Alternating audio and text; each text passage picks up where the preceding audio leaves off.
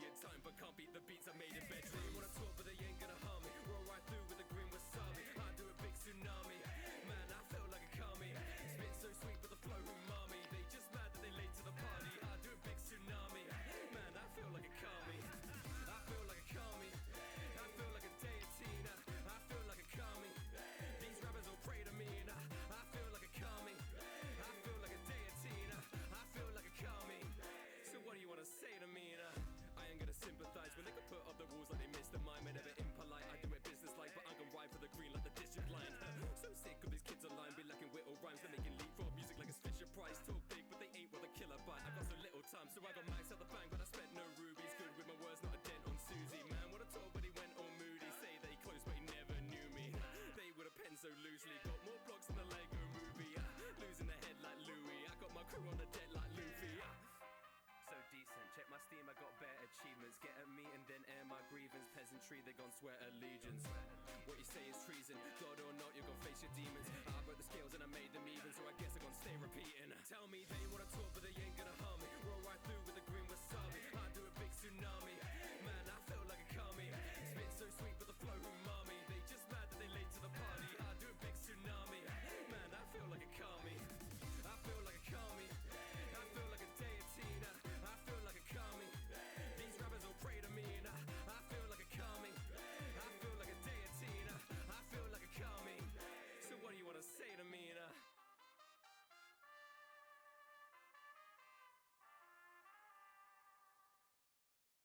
With instant alerts on apartments.com, you'll never miss out on finding your perfect place, even if it's in the middle of your best man speech. To witness two people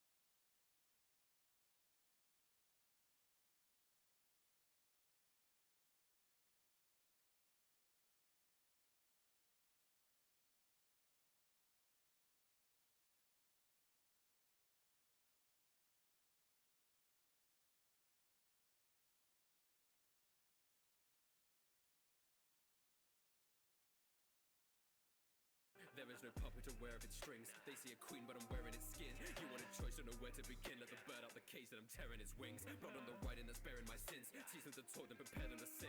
Chain with a neck, they're ensnared with a grin. Because all men are dogs when compared to a king. Money talks, but fear it talks the loudest. Life is war, there's villains in our houses. Bloody floors, you cannot stain the outfit. They can't put their morals where their mouth is. Who needs love when pain is so nostalgic? When we're up, the view is dark and clouded. Taste the blood, the mood is so arousing. Fortune, peace, and what our evil salvage. Better world needs better girls, needs better tools, needs better fools. My finger twirls with you around it. My collars come with jewels around it. My color showing. Let's say size, they get crushed or on sight, short sighted. Mice in the wheat, I weed out white. Get ice in the street, they freeze. Now know you stumbled on. Number one, honey bun, give them some. So dumb and hungry, they lose their heads. And so I hit them different and keep it fed. VVIP, HBIC. Big boss with the slick sauce. My piece popping, they wigs tossing. Command chopped up on the chainsaw now. I keep my dogs on a leash, I got the world in my hands. You ain't gonna torture the queen, you cannot fuck with my plans. I'll have you brought to your knees, I'll have you on the stand. You're taking orders from me. Do as I command. Peace doesn't want tough. Wanna be free with the chains locked. Better say please and stay gone. Never wanna see what I'm made of. Do as I command. Even in our death we have voices, the corpse keep talking, the stains on the riverbed. Everything that's said is distorted, the deeds are feel regret in the morning, just boredom and yawning and packs full of cigarettes. Ignoring the effects that were causing this work is my calling, I'm not just a figurehead. Respect to the sick and the dead with the flick of my wrist, I can make it all better. Nonsense people who's living in cold weather need a good leader who speaks in bold letters, got peaks, no V's, from ups to allies. I figured I realized and look into my eyes and learn about my bite. Getting them digits, the shit I exhibit is simply religion. People are the keys, but I played the tune to face the truth. These pieces need to make a move because the needs of the many will outweigh the few. And I'll be leading the ready as the chasing shoes. Even praise, important leaving wasted food. Through the pain, I'm ignoring every gaping wound. Most will say I'm destroying every sacred view. I hate to lose, I force it to pay their dues. Like gas in the tank full of diesel, lethal, easel, painting of evil people. Please her tease with the TNA, DNA sleepless, she ain't got no equal. Like I'm problematic, mathematics solve me. Quadratic, new schematic, taking boxes, bust the block around the clock. And my pen goofy, no bad movies, bro. I keep my dogs on a leash, I got the world in my hands. You ain't got told to the queen, you can never fuck with my plans. I have you brought to your knees, I'll have you understand. You're taking orders from me, I do as I command. Wanna be free but the chain's locked. Better say please and stay gone. Wanna see what I'm made of. Do as I command.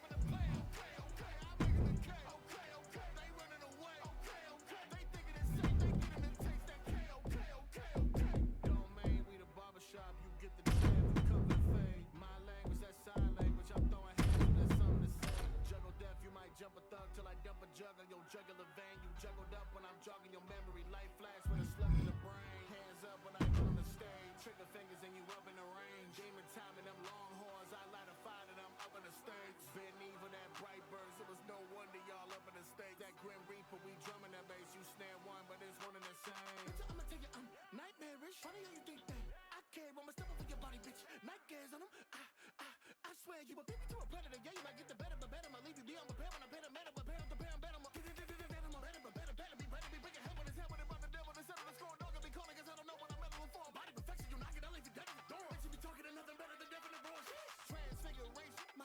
Took a squad and made him my bitch. Told her what he say. My wrist. Took a squad and gave him my all y'all. My wishes killing, urgent and itches. Laughing now you in stitches. Stitches. Roll call and we picking out with your ditches. Bitches.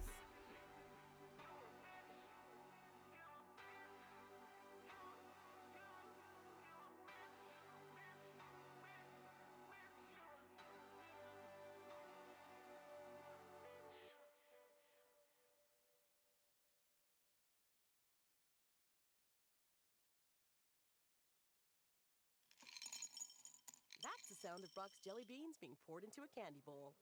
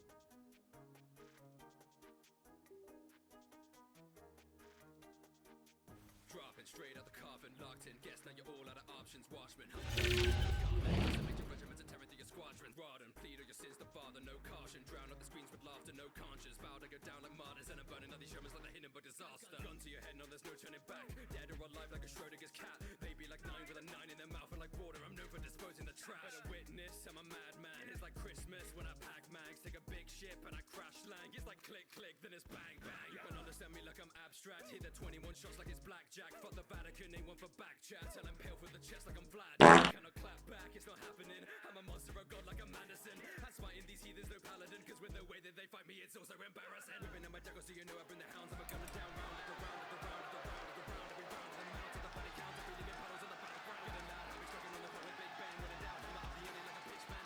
Your life is in danger, so major the barrel is in like I'll feed a sand. Ladies and gentlemen, welcome back to another episode of DKW. Making her way to the ring from New York, the Queen. Welcome back to another edition of DKW. I am your host, Phantom Dragon, and yeah, my hearing isn't the best right now because my headphones up and broke on me.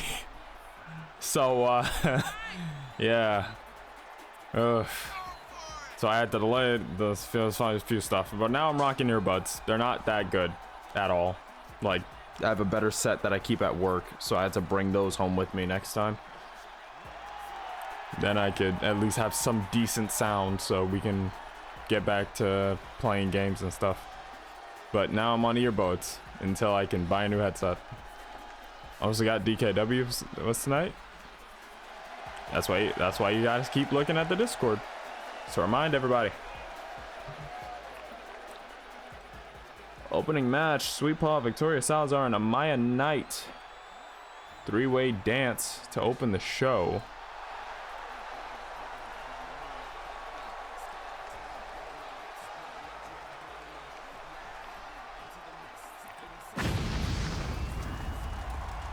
$2K24 around the corner. Can only imagine how things are gonna go.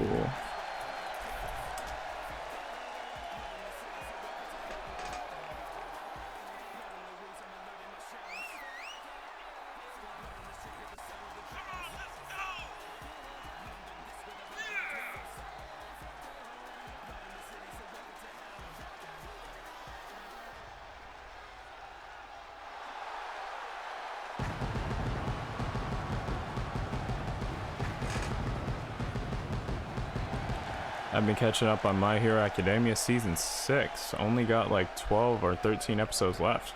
Oh. Honestly, I I stopped watching My Hero, I think after the United States of Smash, like the showdown between All For One and One For All. That was the last episode I think I watched. I just kind of fell off after that.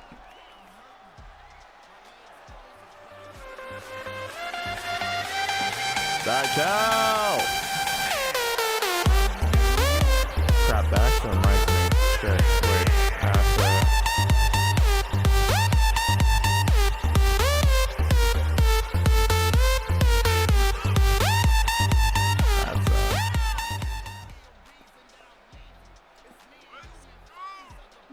Shit, that actually reminds me. I have to... That's one of the sounds I actually have to get rid of because it keeps... At least on the VOD side, I've noticed that it like mutes the VOD there. And I'll be completely honest, the way they mute the VOD is not accurate at all. Like legitimately they just take like a whole minute or two when in reality it was only like 40-ish seconds. So I have to actually get rid of that one, sadly. Tell me why the music fits the entrance. The song fits almost everything, man. Need to gut. Drags her. Both women working together. Co-op backbreaker on a Maya Knight. A sweet ball going on the offensive with Victoria Salazar.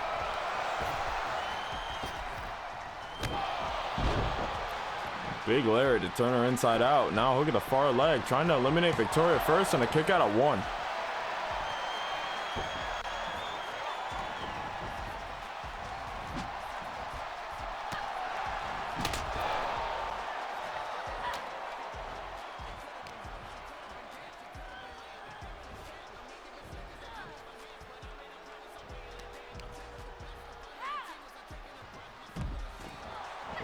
You like the music a bit. Victoria springs out the rope. Sling Blade finds her way down. They didn't mute Baby Shark though. They didn't, which is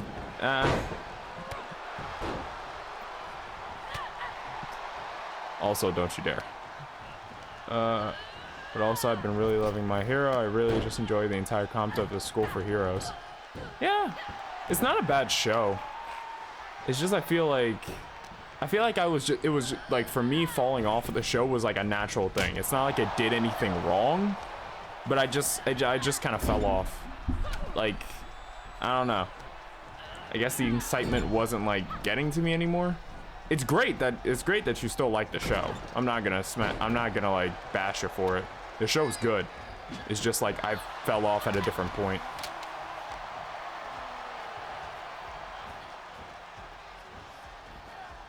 But he had a choice for muting. Yeah, I think it. Yeah, boy. Red! Thank you for the gift sub, dude. Crazy. Make sure to thank Red. Oh, we gotta thank him tonight. Actually, now that I think about it, don't you guys have a show tonight? I think it was NXW tonight.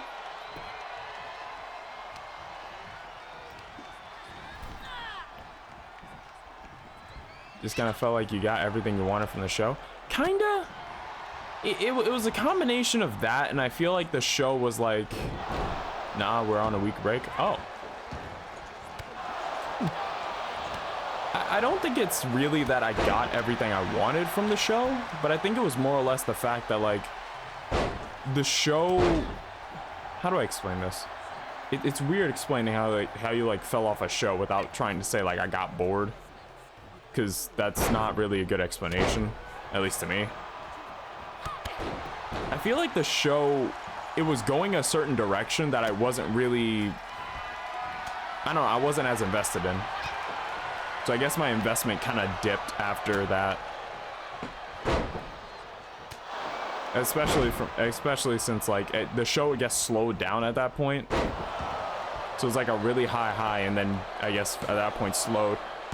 Pin from Maya Knight, a kick out at 2 from Victoria Salazar. Still in this match, not gone yet. She's gonna have to really focus up. Also, I noticed that my... Okay, there we go. My model was like leaning off to the side over here. I didn't notice that at all.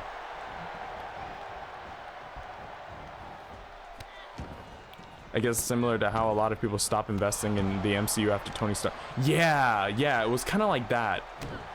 It was kind of like that. Runs in and I think just kicked a Maya Knight's head off. Maya Knight trips out the legs. Ties them up and gonna take a stomp to the back of Victoria's head. Sweet Paw tried to capitalize. Arm underneath the rope. Victoria had some good ring awareness about her. Already knew she was in trouble. Gets sent out to the... Oh! Caught with another spine buster. Let's use a kendo stick. Knight not letting it happen. Now really pulling that arm. Big drop kick again. You should watch Kaiju 8 when it comes out. I know I've heard the name, but for some reason my brain's drawing a blank at the concept.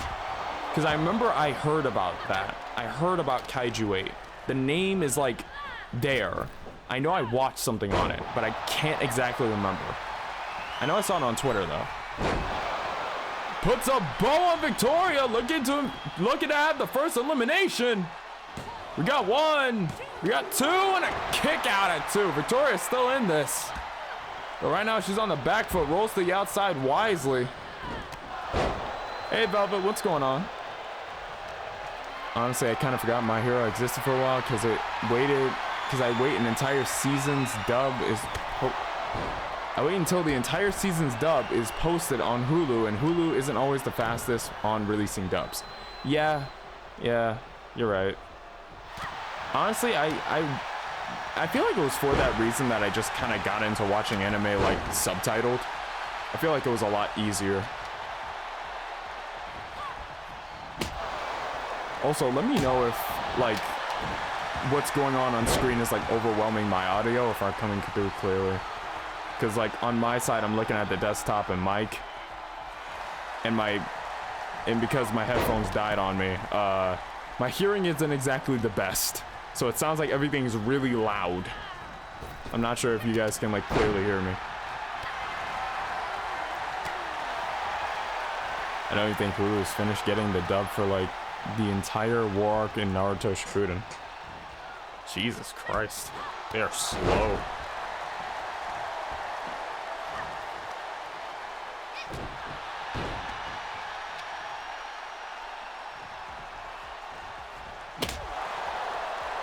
Now just Victoria leaning in with that kendo stick. Hooks the far leg on a Maya Knight. After wrecking shop and a kick out at two. Victoria gets turned around by Sweet Paw and a bow! A second one, I think it just hit off the kendo stick that time. Gonna pin her on top of the kendo stick. We got one. That's two.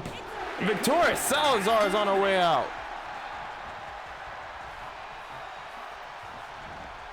One up, Maya with a spine buster. Hooks the far leg, count of two, and a Maya Knight wraps up the match. I'm like, bro, Naruto's been finished for years. Why do you not have it completely dubbed? Hulu's an interesting situation. Also, I did turn away from my microphone for a bit. I'm thinking because of the sound quality right now, I'm not sure if I'm going to be able to host the entire show.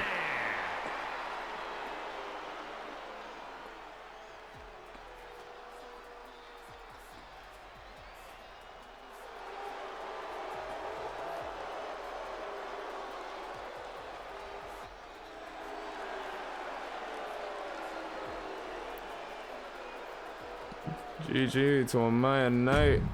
Let's move on to our next match. I will need a second because I'm gonna try to see if I can tough it out with just one headphone, because the sound quality in these earbuds I'm using is not good. They're very cheap earbuds, And when I say cheap, I mean like corner store gave you a $5 discount type cheap. Like this is atrocious. This is the kind of shit a homeless person would say, nah, you got it too. Okay. Gonna try to tough it out with just one headphone. It's gonna suck, but it's better than something. It's better than, I don't know. I want to say low quality, but my ears hurt.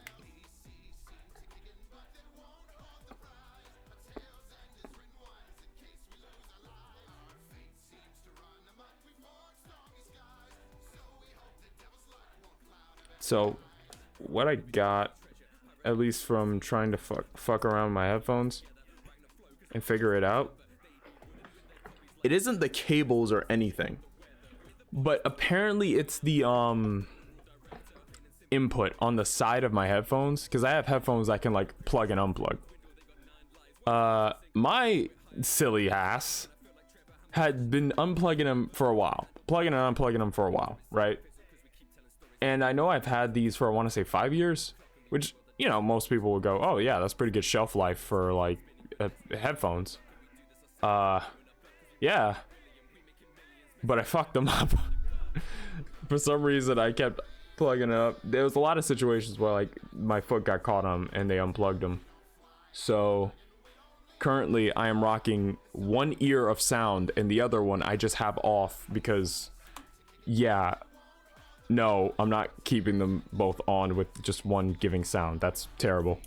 If anyone's ever had like a damaged headphone or like half of the headphone working, if you have both of your ears covered, one just feels like it's going deaf and it's weird, and I can't stand that. So that's pretty much what's going to be happening. It's weird. It's weird, man. Like, I get them not having final season Yu-Gi-Oh! GX dub because that's never even got a dub, yeah. Oh yeah, I've had that happen before. I can't stand that feeling. Yeah. So pretty much I'm rocking one headphone on my left ear, one off my right. I am pretty much going to be doing this until I can get new headphones. Probably going to be a while. Either that or I'm going to figure out like the earbud situation and get better ones before I can get a new set of headphones. Because like I said before, that's the sound of the earbuds that I was using. Anyone who knows anything about earbuds immediately knows how cheap they are from the sound. Like, sounds like I'm shaking hollow dice. Like, come on, dog. Shit. For anime, I wish they had given Deadman Wonderland more of a chance rather than canceling after one season. Honestly, yeah. Yeah, I wish. Deadman Wonderland was actually really good. It had a lot of potential. From what I heard, they just rushed the shit out of it, and I'm upset. I really am. Like, it's terrible. That was, funny enough, it was one of the animes I found earlier on that I really did wish had more to it, or had more in there. That drive me nuts. I've had times where one of my headphones was dead, but the other was fully charged, even though both were in the case for the exact same thing. Yup, I know exactly how that feels. Fuck, that's cheap sound hollow. Yeah. Like this right here. That's super hollow. Like, come on, man.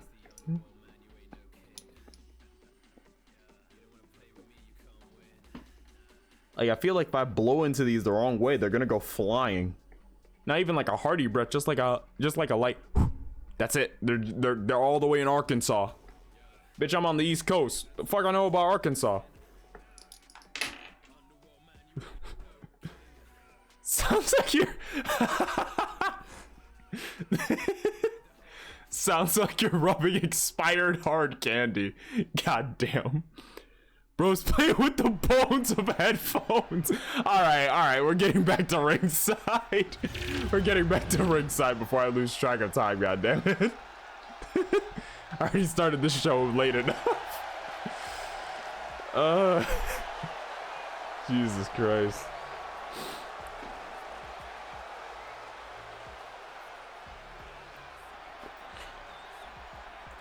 The following contest is scheduled for one fall. Making her way to the ring from Rancho Cucamonga, California, the Dragon Women's Grand Prix Champion. Ladies and gentlemen, Aliyah Amir making her way down to the ring. Last episode, finally, after so long, has gotten her hands on championship gold. Now the task becomes to defend that gold. First match, she's looking at Serena, going one-on-one. Title not on the line, though. Serena is able to win. She will get a title shot next episode. I don't know which comment made you laugh harder, dog. Transylvania, Romania.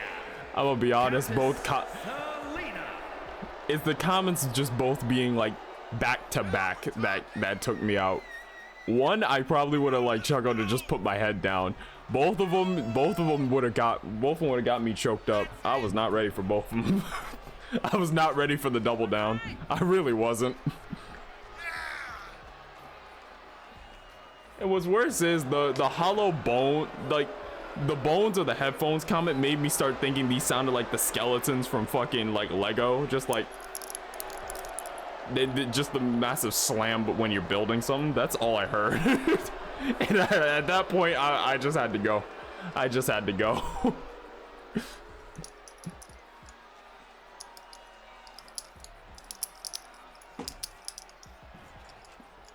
Jesus Christ, I need to stop jiggling these. What? Serena runs in, rolls through, double stomp straight to the chest. Serena's starting off hot here. Tries to pull Aliyah back in for something. Aliyah with an overhead shot stuns her. Tucks in the head, grabs a suplex. Lands her face first. Hey, what's up, Scurvy? How you doing? So I finally pre-ordered 2K24. It wasn't...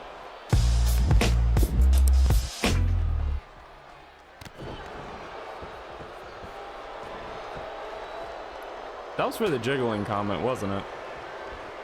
God damn it. It wasn't new match types or it wasn't new match types or the new features that made me do it, but the fact that Slim Jims are now a weapon.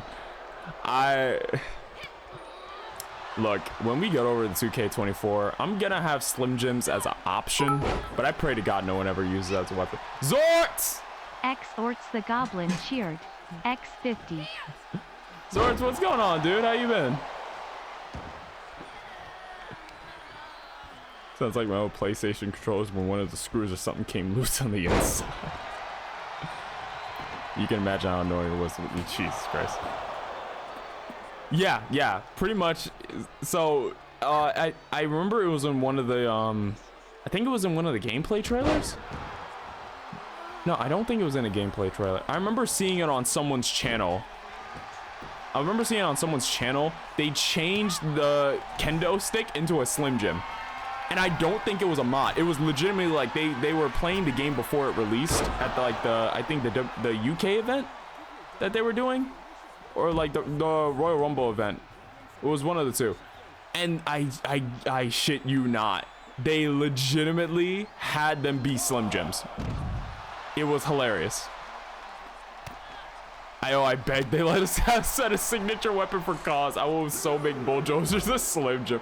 If I ever am commentating a match and someone pulls out the Slim Jim, look, there's a 50-50 chance I'm gonna scream out he's pulling meat out. There's a 50-50 chance I'm gonna scream he's pulling meat from under the ring, or just shout someone's about to get snapped like a Slim Jim. Or I'm just gonna put my head down. 1 to 3. 33.33 carried on chance. Take a roll. We're all gamblers, I guess. I don't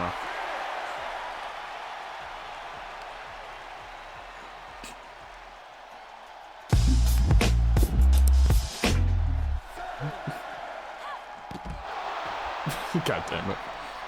Randy Savage would be proud. Dude, there needs to be a Slim Jim reference. Oh. Leah gets in the ring, breaks up the count before 10. Wants her first match as a champion to end in a pinfall, not a count out. Gotta give that much to her. She knows how hard she worked to get here. She's not trying to sully it. Oh, and a suplex.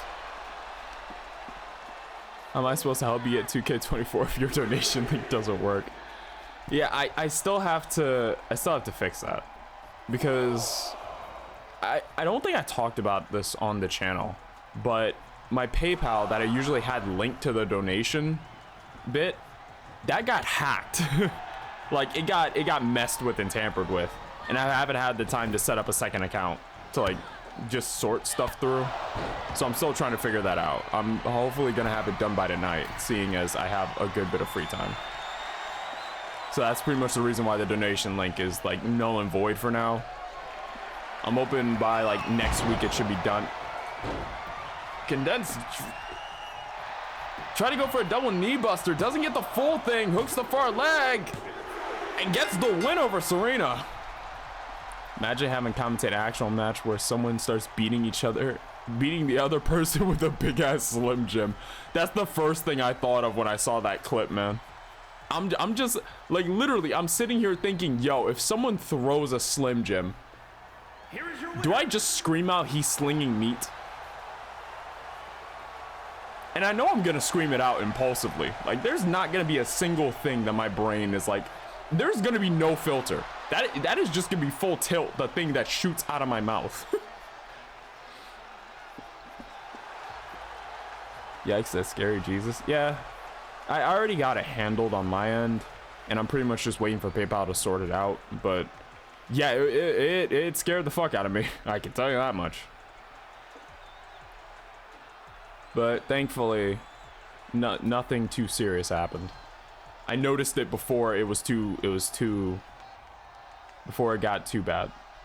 Thankfully, no money was even taken from the account. Like, I managed to cut it off right before the transactions went through. And what's even crazier is that it happened at like 2 a.m. my time. I was supposed to be asleep by then. Like, I literally had work the next morning. I was supposed to be asleep by then. But for some reason, I stayed up. I didn't know why. I just couldn't sleep. So that was the hardest streak of luck I've ever had. Hardest streak of luck. Like, if there was ever a reason for a god to exist, that's definitely proof. Now you got me. Now you got Slim Jims to be excited for. Big meaty men slinging meat. You no, you'll need it. He's whipping his. Okay, you know what? Hold on. Let me get my book. Hold on. That's going on the list. Where's my idea notebook? That's going on the fucking list. That's gonna be on there. Give me a second. I need a note of that.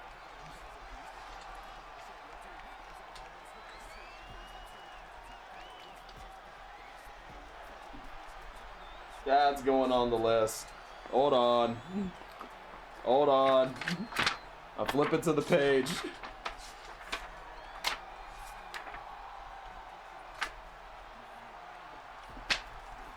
That's good. DK, I am halfway across my room. I look towards the chat and I just see "We bring the meat, brother," and I can't. I fucking can't. What? I look away for like 5 seconds. Come on now. I look away for 5 seconds.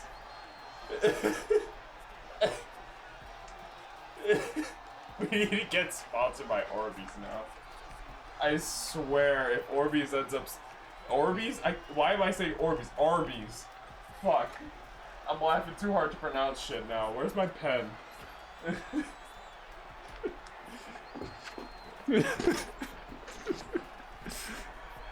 Oh my god.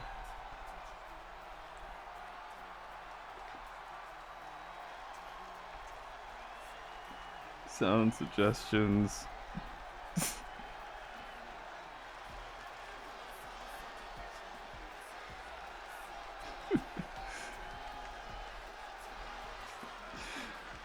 all I gotta say is that this channel was never family friendly to begin with, but yeah, now it's definitely not gonna be. I'm all right with that. GG, Solio Beer. That was hell of a commentary towards the end of your match. I apologize, but GG.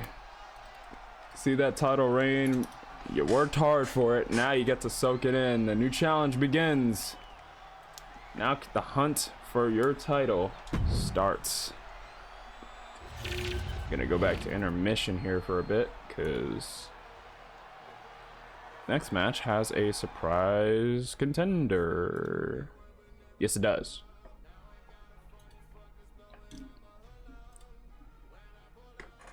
So the next match features Josh, Defect Skull, and a mystery competitor returning to DKW. It's been a while since we've seen him, from what I'm reading here in my notes. Be interested to see where this goes.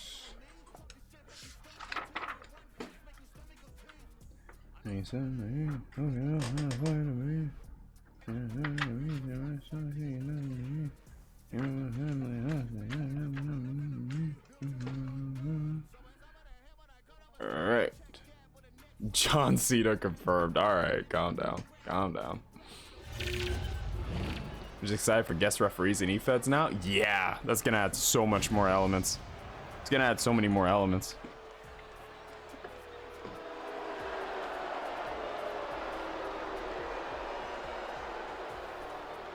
The following contest is an elimination match.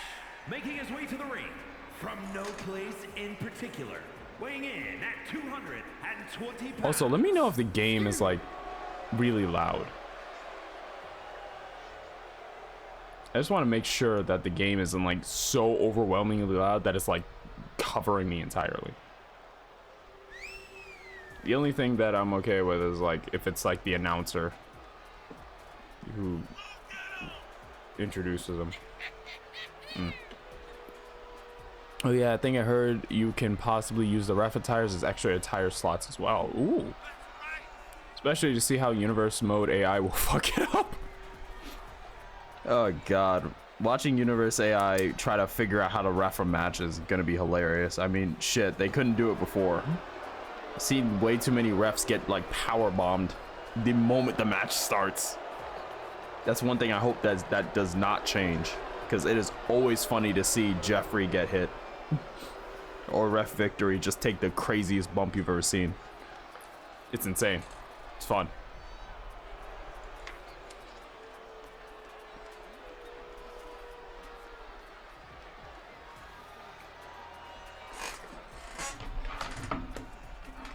That reminds me, I didn't do shout outs, so let me do that now.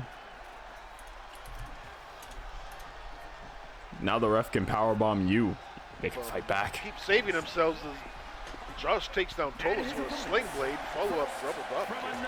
Oh, big ass up. You know, I noticed those clips are very loud. Like real loud. Like they peak audio.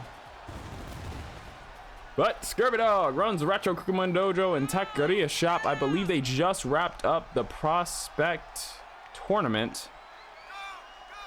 Congratulations to the winner, Brittany Mae Chang.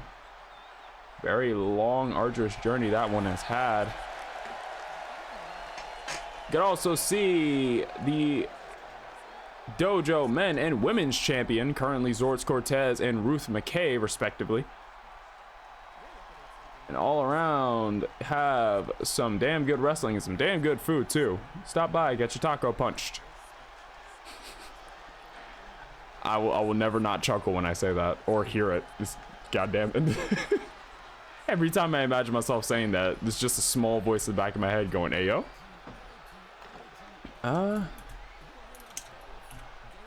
It was also Source the Goblin.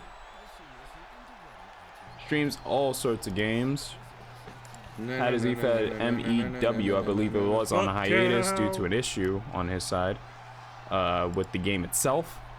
I'm not sure if it's coming back, but you can see him doing all sorts of different content. So watch, pull up a seat, and okay, we see the new guy, or returning guy rather.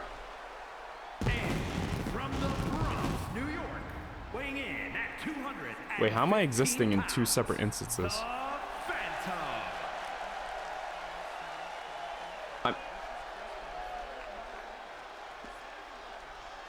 Wait, how do I exist at two places at once? Wait a minute, how am I... Where the fuck are you?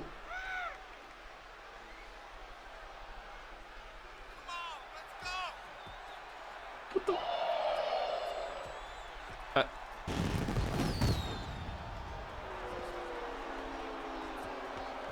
Alright, who pulled out the dimension where there's another me? We're gonna have to talk about this one. Yeah, I know you guys can hop to different worlds, but this is a bit weird.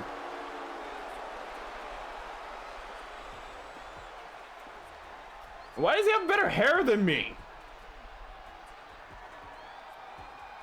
Yes, we're talking about this now. NANI?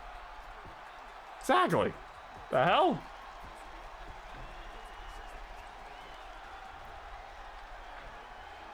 I guess we got the third competitor in this match. Me?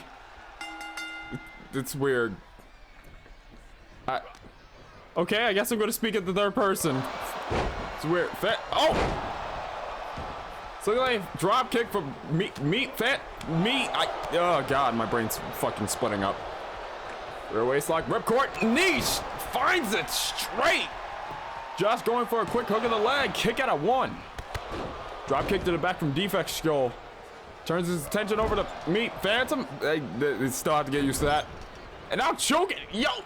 Oh, I'm not sure how to feel about me getting choked out. I'm gonna be honest. This is weird. Oh, super kick to the back of the head from Josh. Now Josh switching his gaze to Phantom, brings him up, but Defect Skull runs interference. Temporary alliance of sorts, it looks like. Both of them. Double DDT on Josh. Springs off the ropes, tries to go for a kick, catches Josh. Now calling an elbow from me.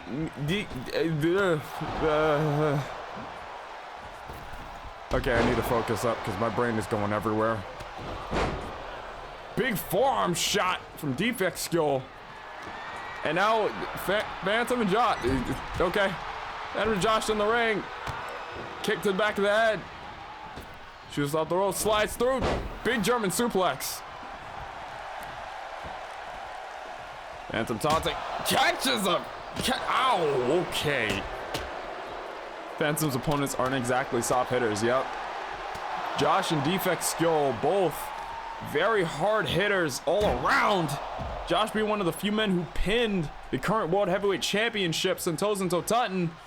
And Defect Skull, well, let's just say, his record may not say it, but most people that get out of a match with Defect Skull either have bleeding internally or externally. You know, you pray for it to be external. All around, not easy competition. No slouches in this ring right now, or out of it. Unloads a knee strike. And now Phantom. Oh! Josh, I think, just scraped by the both of them. And now super kick drops Phantom. Defect Skull launching off the top to take out Josh. Just go for a kick. Phantom gets caught in the face. Ow. Okay, the stairs are back for revenge. Kick to the gut. Just go for a jab, misses. Gets caught with the knee.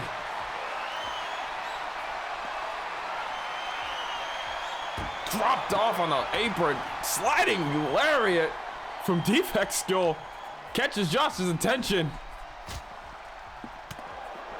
Now those two slugging at it. I think Phantom somehow learned Kamui from Obito from Naruto. Honestly, if I look at that man's eyes and they're black and red, we got things to talk about. Because I don't even... Let's wait for them to bring out a table and ignite it. Oh my god, this is going to be insane. Is this a Naruto version of Phantom? I think? Maybe? I mean, we're gonna have to check his eyes. Because right now, I'm being honest, I feel like I'm caught in a genjutsu. Calling elbow.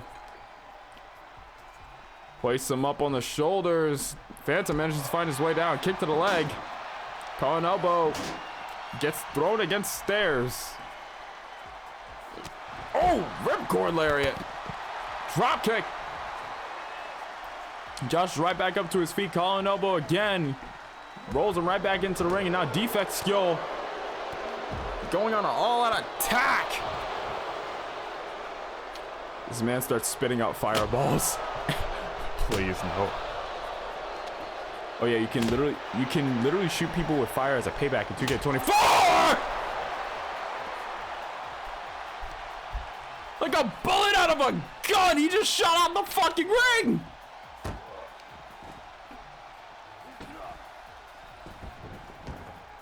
That's it. Josh is dead. Tries to use another kendo. No, Josh is brought back from King Yama. King Yama said, "You're not dead yet. Get your ass back to Earth." Single leg drop kick to Josh. Defect skill goes around the back. Tiger suplex. Odd bit of unspoken cohesion, I guess. Big forearm. What? Are we now wizards in 2K24? Insert name of fire spell here. The best I got is Ignis from Baldur's Gate. I don't know much about Harry Potter. I wasn't a Harry Potter kid growing up. My bad. I was more Percy Jackson. Snapdragon suplex. Calling elbows. Looked like he was trying to send defect skill in. Rolls Josh in. Not even the Dragon Balls can save him now. I think you can also shoot someone with lightning into. Oh, wow. Okay. So it looks like they're bringing back some of the more like fantastical elements, I guess. Which I like the fantastical elements. I'm not trying to feel about. Oh, wait a minute. Oh, that's a new one. Sent Phantom off to the ropes and intercepted with a discus forearm. That's a new move. I don't think we've ever seen that out of Josh. Getting a little bit creative. Now, defects go. Snaps the head down. Phantom was in the way. He couldn't clear it to the ropes. Phantom breaks the target on both of them. Low altitude roundhouse. Josh with the rear waist lock. Phantom connects the elbow. It's weird to say my own name. And then single-legged drop kick. Let me drink some water.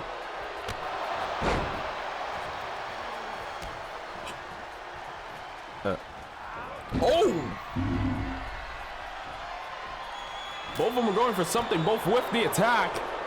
Now defect skill, hammerlock, lifts Phantom up, drops him on that left arm.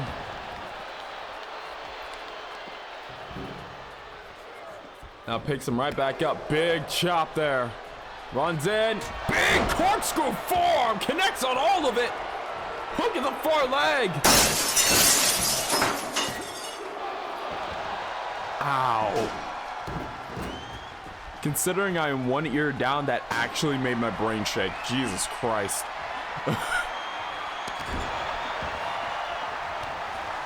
Kick to the top of the head, forearm, and now Josh reeling Phantom into the corner. Big chop to the back.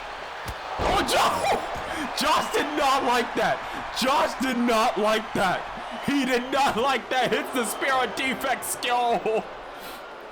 That was a chop to the back of Josh. Josh just turned around and said, "You motherfucker," and just speared him straight out his boots. Oh my God. Kick to the gut for Phantom. Single-legged drop kick to drop Josh. Second one to drop defect skill. Tries to go for an overhead shot. Oh, both of them missed what they were going for. Springs out the ropes. Big forearm connected. I jumped. Totally making a buff Gandalf. If you want to make Sasuke a cheer, I guess you can. I mean, I guess. These different characters will have different colors of poison mist in 24. For example, Nakamura's will be red. Ooh. I hope if you have like that as a payback, you can change which ones you want. I hope. Snapmare. Defect skill. Goes off the ropes. Big boot to the face. Josh said, oh, we shooting now.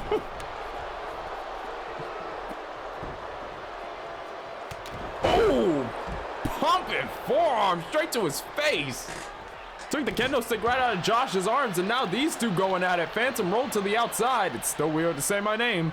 Runs in. Big discus forearm. Doesn't take Josh off his feet. He is still standing. Sends him off towards the ropes. Pops him up. Drops him face down. Now hooking the far leg. We got one. We got two. And Josh shoots the shoulder up. Not done yet. Phantom taking advantage. Two kicks to the chest. Finishes off with a lariat. Now picks him up. Tucks the head. And Fisherman's Brainbuster. Josh runs in. Lifts the knee. Yup. Okay, that's color. That is color. And I'm not talking blue and black. I'm talking straight red. Oh, I felt that shoot through my body. I don't like that. That is, oh God. Shattered the kendo stick over his head after he split him open. And now Phantom spinning Brainbuster on those broken bits of the kendo stick. I don't like that. I don't like that. Can we clear the bits of kendo stick out? I really don't like the idea of that, like, sticking somewhere. I don't like splinters. Splinters give me paranoia, dog. Toothpicks. Oh my God. Hoists Josh up on the, Josh hoists defect skill up on the shoulders. Drops him face first. Drop kick for Phantom, doesn't send Josh anywhere. Brings in the knee, right hook, kick to the outer leg, double palm strike. And now defect skill runs in for something. Looks like both of them gonna agree for a few seconds. Team up on other me, Phantom. Phantom rolls to the outside. Oh! Corkscrew forearm to the back, and now backslide after the shot connected. No, and a kick out of two. Phantom taking advantage. Low angle DDT. Big underhand. Tries to go for a thrust kick. Phantom moves off to the side. Big clothesline takes him out of the ring. Are we sure Josh isn't Super Saiyan right now? I mean, based on his hair, no, but based off what he's doing, he's not holding back anymore. His hair is in gold, so I'd say he's still in base form. Phantom, I think the other you is dying. Yeah, he's bleeding. Yeah, I'd say he's bleeding. Oh, catches him with a clothesline. Nasty impact.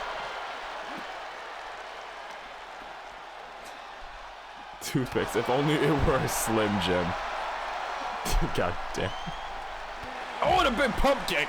Josh did not like he did not like the shush. He is not okay with the shush. Colin Elbow sends him into the ring. Big drop kick.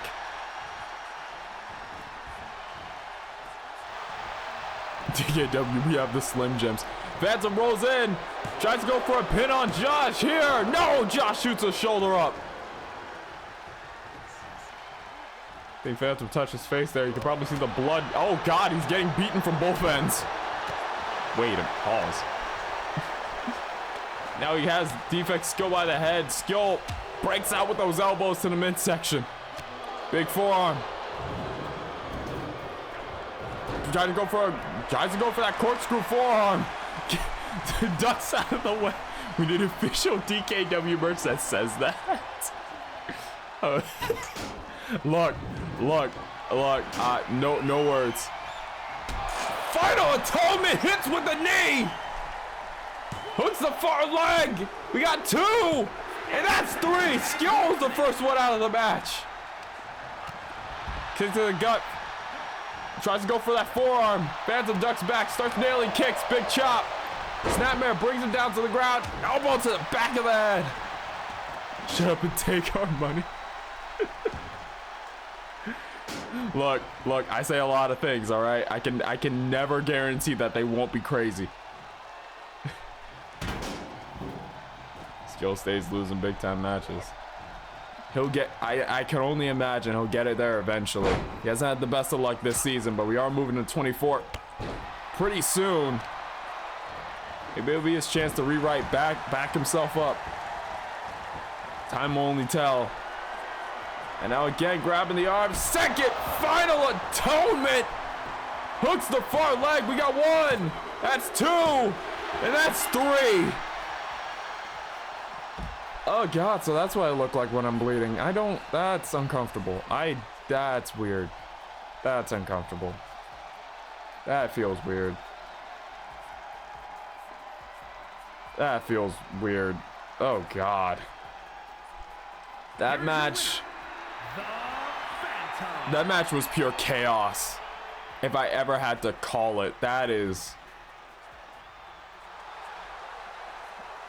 Blood staining his forehead, but welcome back, I guess. I'm not gonna get used to that. I'm really not. Does this mean other you is a possible challenger for a title? I mean, I'd say that a win over a person who beat the world champion I'd say that definitely get him in talks. I'd imagine he's gonna have to do a little bit more than that. He's gonna have to get some momentum underneath him, but if he does, it could lead to it. Right? Honestly, usually I try to go against it. I don't think there's much I could do here. I didn't even know it was possible for a second me to exist. And I don't want to talk to him. That's for separate reasons. I wouldn't like where a conversation between me and me would go. I feel like it would get real depraved real quick. GG to Josh and Defect Skill.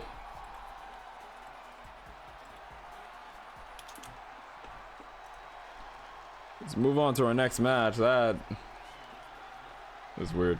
Phantom versus Totetten next show. Okay, hold on. He may have returned and everything, but he's gonna have to put in a lot more work. He's gonna have to put in a lot more work before he gets to the title to a title match, much less the main event title scene. It's gonna take more than just a few wins to get him there. He's gonna have to put in some work. That's the one thing I think it's still weird. Phantom versus Randy. No. That would just end bad. I feel like that version of Phantom would just get RKO'd out of his shoes. Like they would start walking up the ramp while he's actively getting pinned in the ring. More like awkward. Yeah.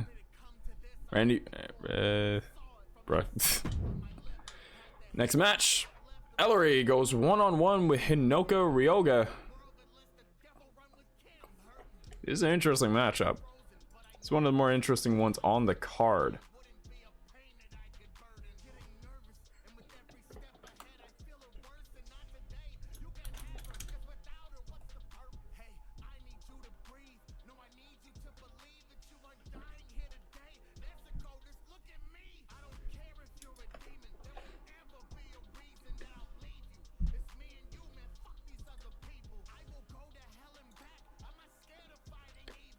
Currently VPW women's US champion. Oh, I was confused. Like women's is champion? Huh? So is scheduled for one fall. Making her way to the ring from another time. LRE. So watch the game. I am literally you. You would know if I watched the game or not. Look, I'm just trying to make conversation, man. Yeah, I know that. You're fucking weird. You know I'm you, right? Yeah. Which is why I say that. You think I would take that back? I know the shit you say at commentary.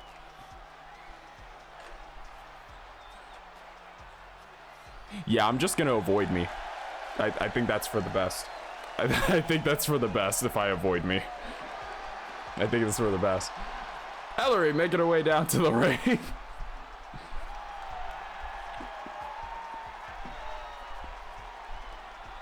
Ellery currently 9-8 in this season's competition. Had a good run.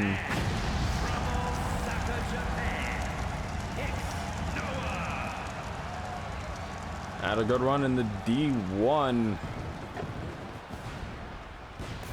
Not able to get the title opportunity she's going for. Hopefully we'll get there soon. Hinoka Ryogoa. Let's say Ryoga. Making her way down to the ring.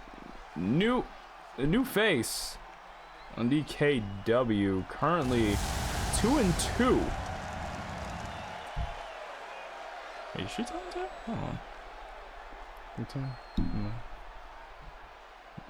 Oh yeah, 2-2. Currently 2-2. Looking to gain some momentum. Hopefully to go for a title soon enough. I have the perfect idea. Phantom versus Phantom. That's a house show match if I ever heard of one. That is a house show exclusive that we do not. What the fuck happened? You guys saw you guys saw Hinoka like teleport 5 feet up and then back to the ring, right? Like that wasn't just me looking away. I'm not crazy, am I? The fly suspect. No. No. We are not doing that. We are not. Tries to go for a kick to the gut. Hinoka. Set up collar elbow. Sends Ellery over to the ropes. Drop down. Leapfrog. Tries to go under, but a bit of mistiming it looks like. Kick to the shoulder, and now Ellery unloading, using that striking background of hers. The people demand it, Phantom. Okay, real quick, right? If that was the case, let's pretend we both have beef with the Fly. What does the Fly do besides just piss us both off? Comes off to the ropes and drives that foot straight through the face. The perfect match. Don't gas it. No. And Ellery take it to the sky. No. Gets some mojoed on the way down. Now that knee. Bury you both and declare himself as the winner. All right. See the 2-on-1 with two Phantoms and a Fly is gonna go crazy after that. Let me tell you that much. It's not gonna be in a ring either. It's gonna be backstage with no cameras.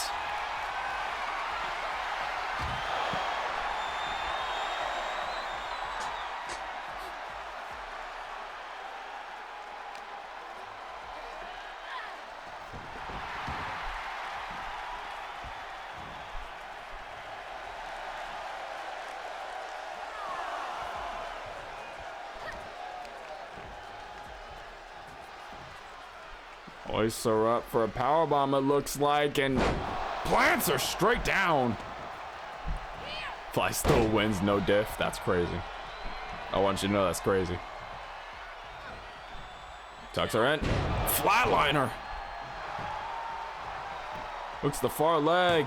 We got one. We got two and a kick out of two. Exclusively on. Huh? Pardon? Sir, what do you mean by that? Ayo was right, sir. What do you mean by that?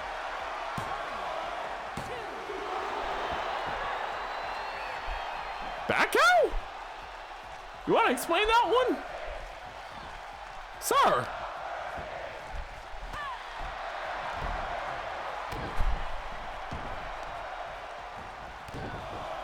What's going on there?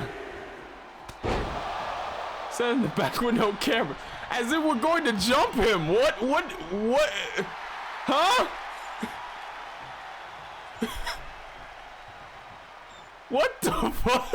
Wait a minute. Wait. Hold on. Okay, I'm just getting... What? My attention is being pulled in two separate directions because I'm watching the match and then there's this going on. Power slam. What? Okay, I've never been that. Okay, hold on. What's the front leg and a kick out of two? Huh?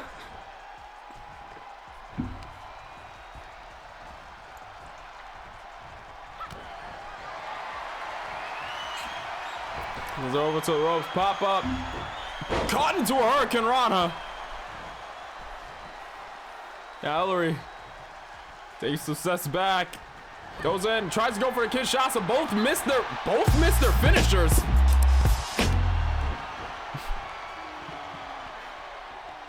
Both women worked their way around the other's finisher. Hinoka powerbomb into a Samoan drop. Back how lucky the women in the ring can't hear him because they stopped fighting just to double team him. No, back, no. Hey, yo, what the fuck? No, knock it off. No, we're drawing the line in the sand, sir. We're drawing the line in the sand. Tries to go out and get it, and Oka sidesteps it a second time. Kips up to her feet.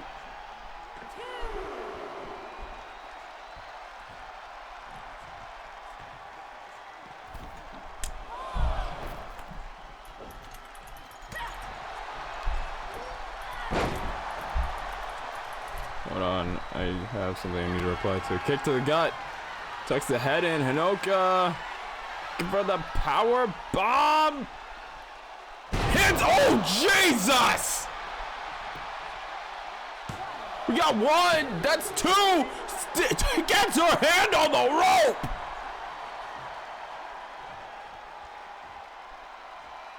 Oh, fuck. That made me stop replying to what I got. What? Jesus. We're over here losing our minds, and Hinoka just hit the craziest Ryoga bomb into the turnbuckles on Ellery. Holy shit. Emotional damage. You can say that again, and now Hinoka just going off on Ellery, hooking the far leg. We got one. We got two, and Ellery kicks out at two. She is still here. Pulled back to her feet. Hoisted up in the powerbomb position. Drives her straight down. That brings her back up to her feet. Kick to the gut. No, Ellery catches the foot. Flips her out. Oh! Knee straight between the eyes. Now Ellery drags her down for the flatliner. Hook of the far leg. We got one, two, and a kick out from Hinoka. We need it now. That's a lot of damage. All right, that's getting added to the list. Ellery gaining some distance. Comes in with the high kick. Hooks the far leg. One, two, and she kicks out.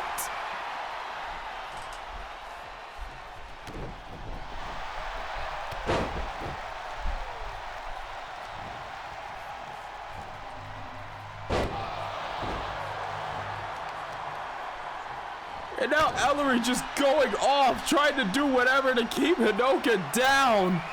Holy hell. Now from the top, lands the knee on the upper chest. Caved in the lungs and now kick into the back. Kick to the side of the head, Hinoka back off her back. Hooks the far leg on Ellery. Will that be enough at this juncture? No, a kick out of two.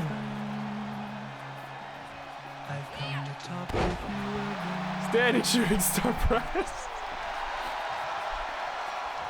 Oh, showing off a bit. Gets the forearm to the back of the head.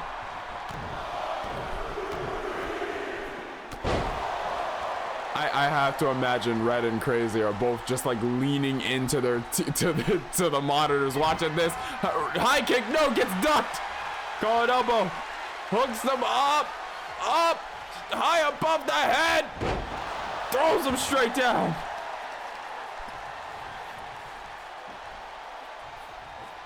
Hooks the arm, drops her straight into the knee. This isn't even a wrestling match anymore. No, it is not. This is an all-out brawl. And the crowd is going insane for it. Mistiming on Ellery's half. Trying to go for something. Wait a minute. Gets popped up. Oh! Right hand to the jaw. Drops her. You're goddamn right. Stops to the back. Just unloading foot to the face.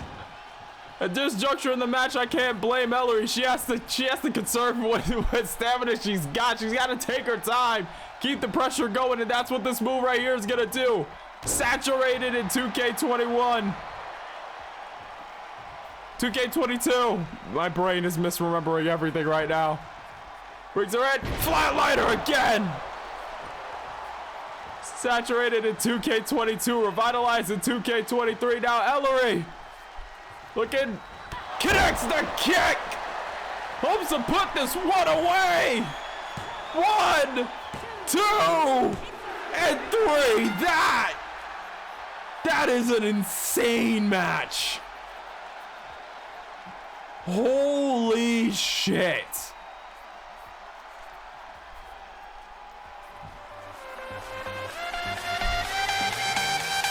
Last one before it gets put away. I'm gonna allow this to play.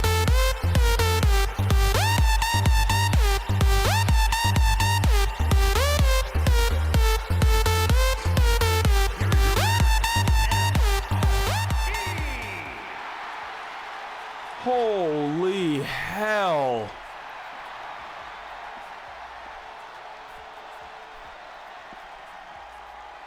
A show-stealing match. And it is only... And I'm pretty sure this was the 4th match of the night. I'm pretty sure we already know what match of the night is going towards. Holy hell. Am I a witness to a murder now? Looking forward for the commentary desk? No. Hinoka is... She's bruised, but she's still alive. Holy shit. GG to both women. Holy hell. A brutal matchup. Back and forth, but no give on either side to the last second. I don't believe it for a second.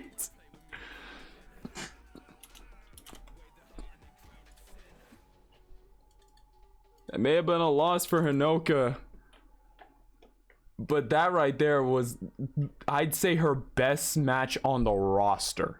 Since signing, that is her best match, bar none. Holy hell.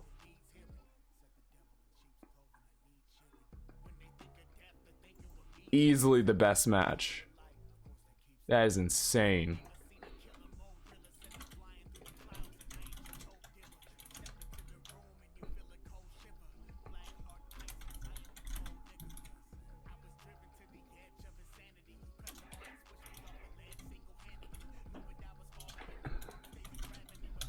I need to respond to this, to the message I got, but holy hell.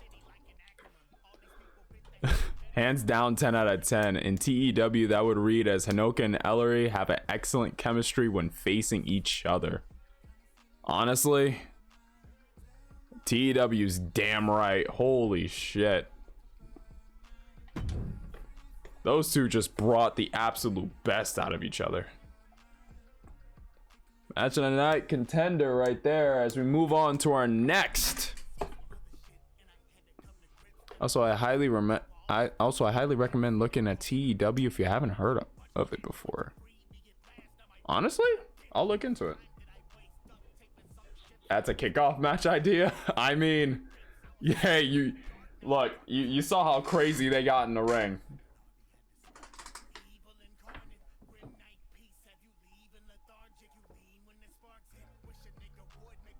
TW.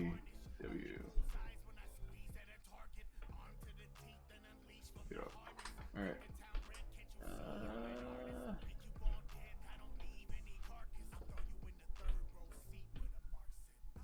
Just need a sec here. Fuck it, I'm doing for Gamers United. It's very in-depth wrestling booking game. Ooh. I'll definitely check it out. Next match, we got Zachary Anderson going one-on-one with Brock Hudson. Hudson off the back of a failed attempt to claim the D1 championship. Still holds some momentum in his corner. I mean, when you challenge one of the best technical wrestlers on the roster to a submission match, you gotta admit, he had balls going into it. But now he looks to recover off after that loss. We're going to see how he does against the upcoming Zachary Anderson. Made his debut not too long ago. Oh God, Zachary Anderson versus Brock Hudson. No longer the worst Brock in wrestling. You are correct. He's no longer the worst Brock in wrestling. I still have my personal gripes with him, but I can acknowledge he knows what he's doing in the ring. Brock Hudson, not the other Brock that we don't speak of. Because, good Lord. The end of days. The devil in white, whatever you want to call him, Zachary Anderson. So far in DKW competition, 2-0. Remember last episode, he went one-on-one with Defect Skyo to open the show. It was a hell of a hard-fought match. Anderson would end up winning the match in the end. Now, as a taller, and I'd say all-around bigger, no pun intended, challenge in front of him, and Brock Hudson. I mean, he knows how to wrestle, but that don't excuse other things. Yeah, you're right. For the Brock we do not speak of, that excuses nothing. The most I can say is he knew what he was doing in a ring, but we all know along with him, let me rephrase that. He knew what he was doing in a ring, but him and all of us knew what happened outside it, and that's the defining factor. That's the be-all, end-all. No further words spoken. I don't think I need to say any more about where I stand on the actual situation that happened. I think the fact that I keep saying he's the Brock we will not mention should give you a good enough inclination of how I feel about that.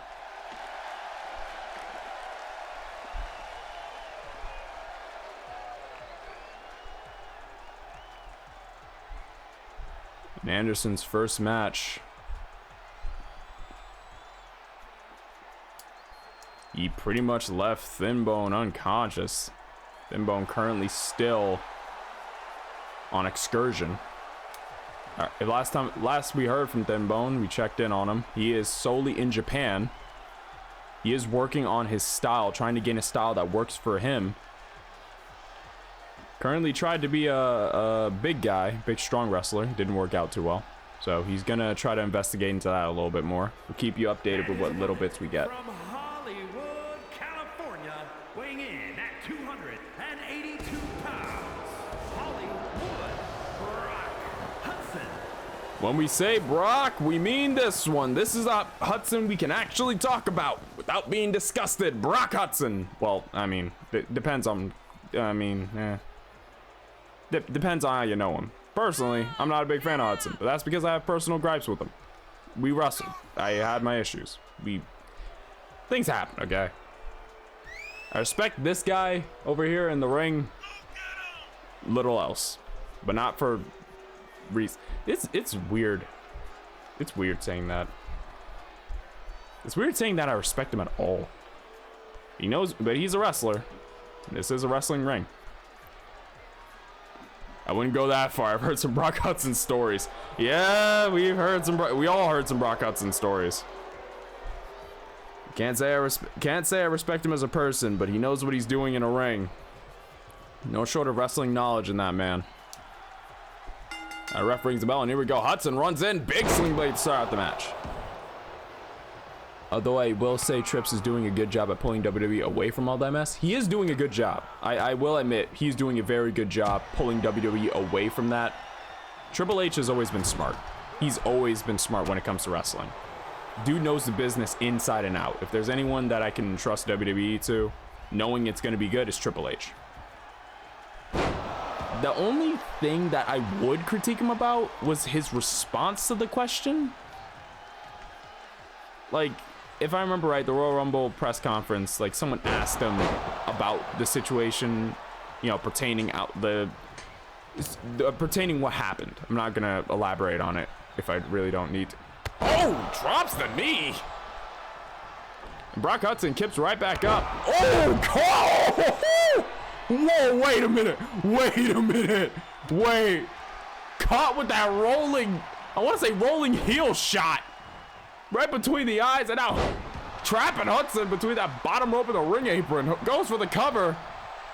We got one, and a kick out of one. But yeah, like I was saying, the only thing I would critique him about was the response he gave to that. I feel like any kind of cookie cutter response would have worked. But him kind of going for the let's try not to dawdle on, you know, like the bad things, that is it's like, yeah, I get it. He was trying to like push past it, but that's definitely not the wording I would have used for something that big. I feel like a simple yeah, we don't condone that. It was a shock to us as much as it was to you guys. We don't condone that. End of story. Like, that would have been clear cut. Okay, got it. We're moving on. We already know your stance on this and everything. I just feel like saying that, oh yeah, let's try not to dawdle on the bad stuff is like, not the choice of verbiage.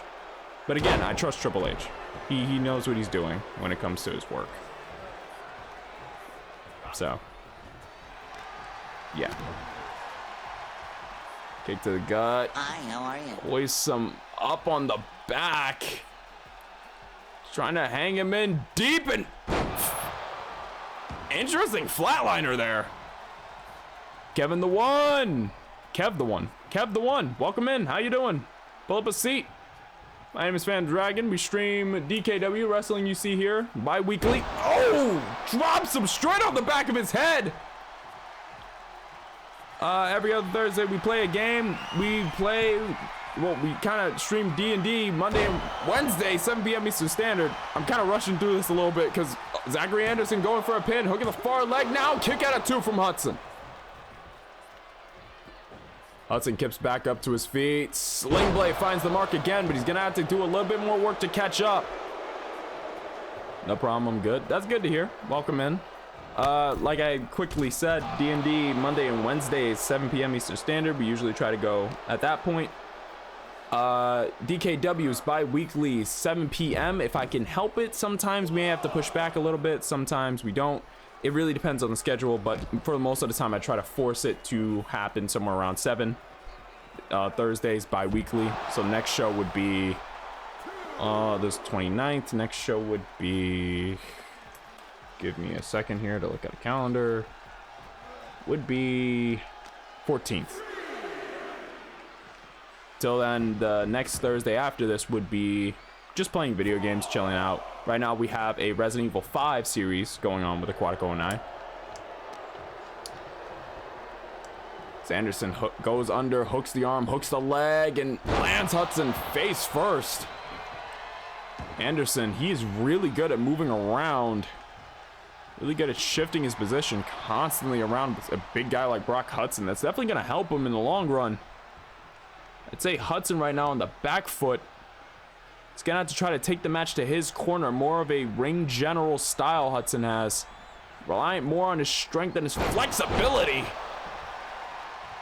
he doesn't do that quick, I can see this match ending in the next 2 minutes. And that's exactly where he wants it to go, 2 minutes now. Tuning up the band. From the corner, super kick connects on Hudson. Hook at the far leg now. We got, rope break from Hudson though. Still has his ring awareness about him. That's the experience showing. I also heard that Triple H and Stephanie are keeping their daughter out of the business until after she finishes college, so she has a backup plan in case wrestling doesn't work out for her. That is a generally smart idea, yeah. I guess Triple H was being an optimist, although, yeah, not exactly the best response. Yeah. Anderson looked like he could possibly be a challenger for the D1. It definitely looks like it. Hook of the far leg after that sister Abigail. No, and a kick out from Hudson. I like to call it an homage to the late great Bray Wyatt, and now tucks Hudson in, package, pile driver. Jesus. The fact they managed to hook him, wait a minute, roll up on Hudson. Hudson striking while the shield's down, and a kick out at 1. Caught him off guard, low angle DDT. Stop it, oh, rolling axe kick straight to the head. Cracked him on the forehead. Hudson's bleeding from the right side. Took the gut from Anderson again, hooks him in. Second package, pile driver. Anderson is going above and beyond to try to keep Hudson down, but Hudson refusing to stay down. But I think that may have been it. Now Anderson trying to gauge if Hudson's still there, trying to gauge if it would be enough. Hudson kick to the gut. You can never deny one thing about Hudson, and it's his resilience. We may not like him, but we have to understand that he's been in this business a while. European uppercut out of the corner. Now Hudson measuring. The devil in white, Zach Anderson, kick to the gut. Hollywood stud. Center of the ring, hook of the far leg. We got 1. That's 2, and a kick out from Anderson. I like Triple H because he's always so honest, telling me I suck in my GM mode. And a big splash from the heavens. He broke his neck. You're all right, Infinity. You really did just break his neck. Welcome in, by the way.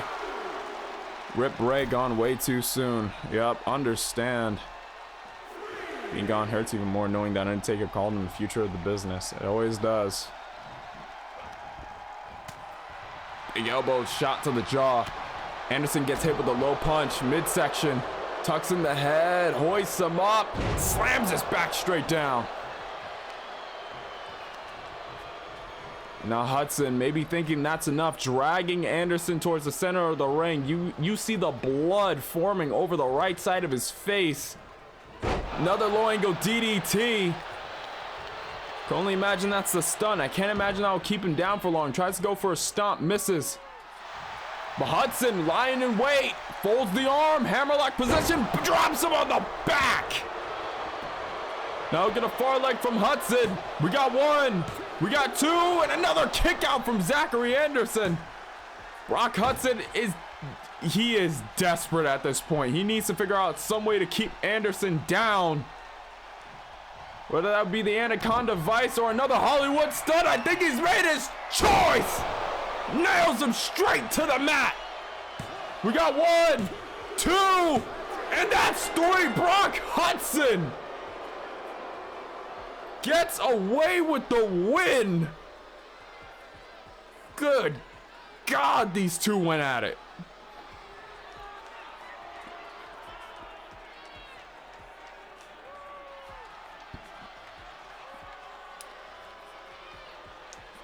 GG to both men. Absolute hell fought in, out, and around the ring. Hudson with a grin on his face, but trying to shrug it off. The battle scars are evident, though. You can see the bruising on the chest, back, all over. Not to mention that gash upon the right side of his face. GG.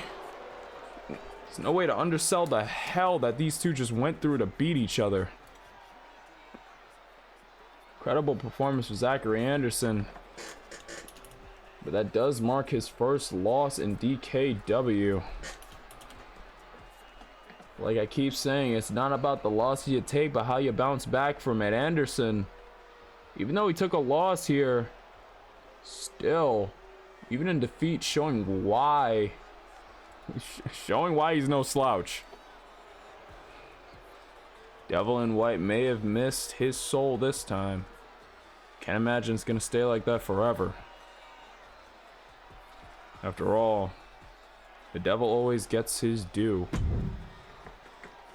GG's to both men. Let's move on to our next match. I believe this match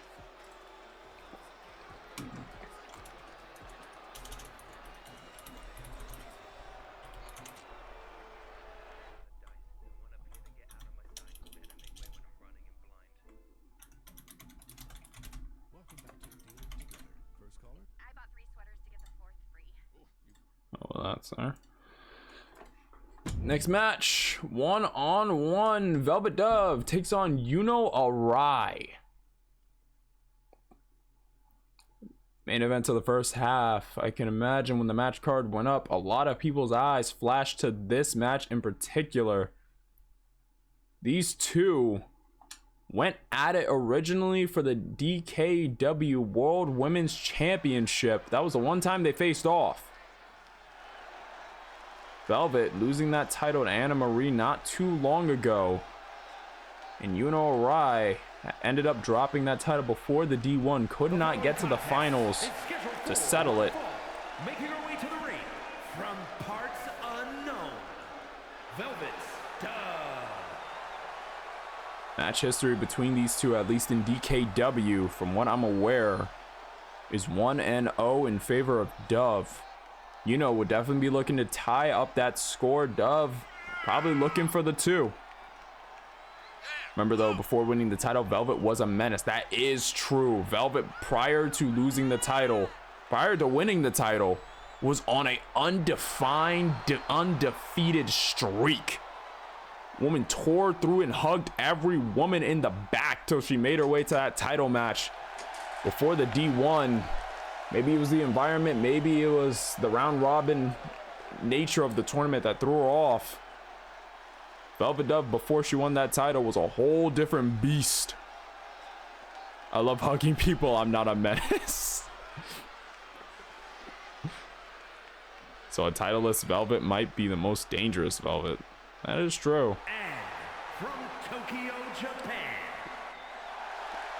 We all know,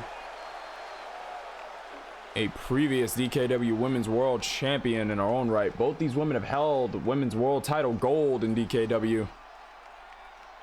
And just like you could say that Velvet tore through a lot of the roster, I have never been a menace. I mean, you're right. You're not a menace. You've never been a menace.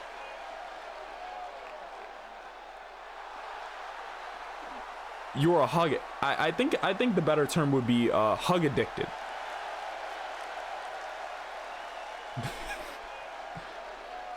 But in no respects is a slouch. No way. If anything, I would say hugaholic. Yeah. Now I'm thinking about Velvet just wearing a hugaholic shirt. All these two women reach the top of the wrestling, top of the world title division. Oh! Sent out to the center of the ring. I need one. Aaliyah would disagree. I feel like Aaliyah has found herself in one of the most interesting situations when it comes to Velvet Dove.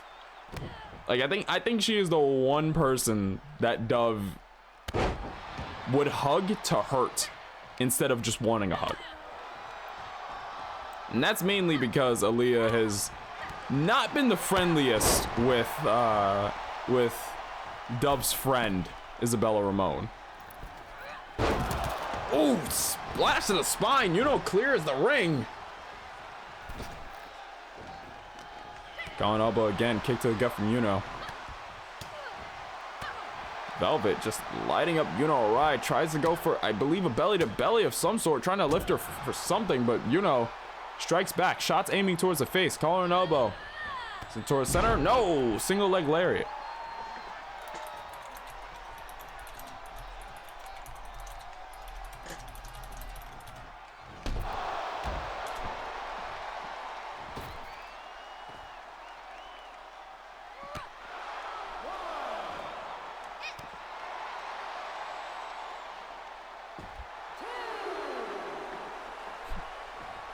Now, just taunting a little bit, flaunting on the outside. Can't imagine this is a smart idea, but, and again, she did win that World Women's Championship. And imagine at this point, oh! Finds her way around the ref and goes straight for that shoulder tackle, clearing the ring of Velvet. Now Velvet sweeping out the legs. Gets back into the ring. Cause to back up. Velvet was looking for that opening she needed. Had an advantage being at the high ground, but now striking back, aiming towards the face to break up Velvet's grip. That When Doves Cry, or as Velvet calls it, a strong hug. A very strong submission. So I can imagine, she's playing it smart. She doesn't want to get grabbed. She doesn't want to get wrapped up. It's Velvet.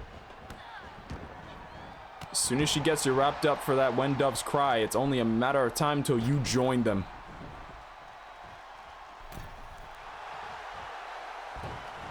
Now just resting in the corner. Not a smart idea from Now Velvet just wiping the bottom of her boot against her face. Look, the far leg. We got one and a kick out of one. I've said it before, I'll say it again. Velvet has Bayley's old hugger gimmick, but actually made it good and possibly took it too literally. I mean, that's what makes Velvet Velvet, though. She wanted to come to the ring and give hugs, and now she's known all over the place for her hugs. Now split-legged moonsault off the top. Hook at the far leg now off that split-legged moonsault. We got one, we got two, and a kick out of two from Velvet holding her composure. Knows what she has to do. And I believe she's not gonna go for a hug, but a rear view!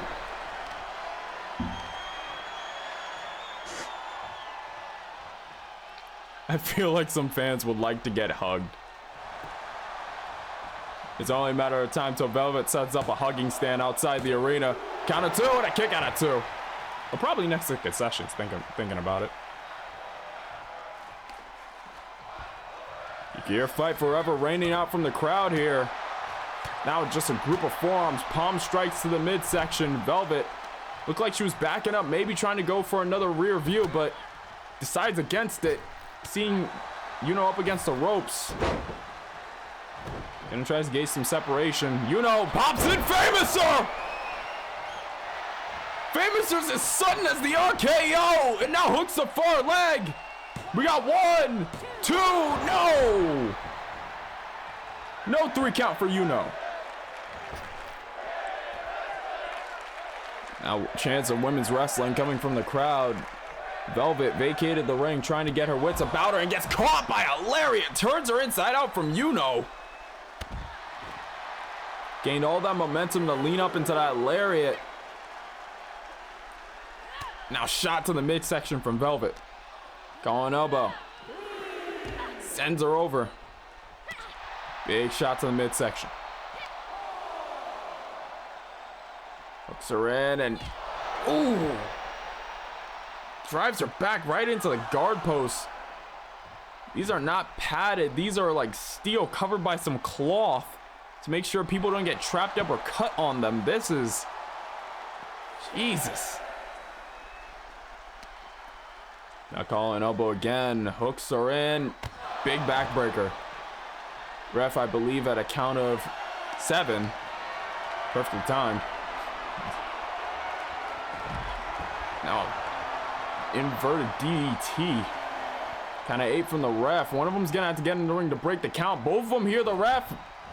Slides in, followed by Velvet before 9. Both these two taking it to the ring. Velvet just lighting up taking some steps back. Runs in. Rear view. Second one of the match. I think that might be it. Velvet not too hasty, not going in immediately for it. Pulls to the center of the ring. Crowd chanting one more time. I'm not sure if she needs another. Hook at the far leg. We got 1. We got 2. And we got 3.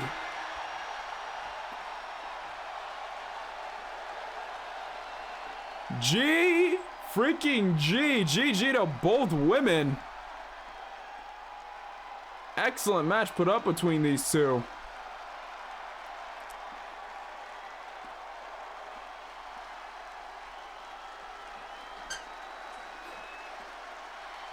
Hell of a match. Velvet didn't go for the hug in the end, but I believe you can chalk that up to, you know, honestly seeing what Dove was trying to do. Here is your winner, Velvet Dove. However, I never knew who Bailey was, so it didn't take her gimmick. It came naturally. Fair point. Fair point.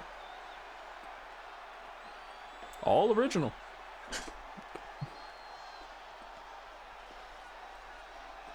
Smile to the camera and another win on her record. Velvet Dove not letting the loss of the title get to her. If anything, I'd say she's definitely keeping her name in that picture. Keeps it up like this, and I can't imagine, well, I can imagine her getting back to where she goes. And Velvet Dove versus Anna Marie might see its sequel.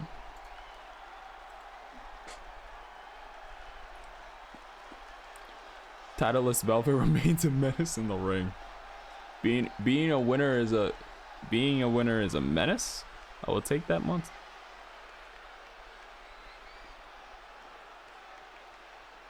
What, nicer? Monsieur. Oh, yeah.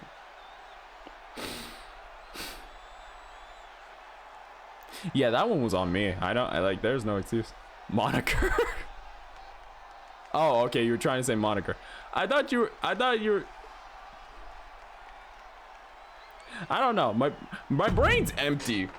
I swear, I look to the left and all people hear is just like constant. Yes, I brought out the earbuds again. That is gonna be consistent funny of this stream. Laugh. That does wrap up the first half of the show. I will see how quickly I can set up the second half to follow it. Try to wrap up the second half quickly, or setting up the second half. Second half has 1, 2, 3, 4, 5 matches on it. So we are going to next show. Second half of the show. You guys get to see some behind the scenes stuff. Also, is the ad over? No, the ad is still going. Jesus Christ. Did I miss the music and go straight into another ad? I think I did. Okay, now music's back. Not the expired hard candy again. Jesus Christ. Okay, edit. This match is actually half done. This, let me look. Lexi versus OBS.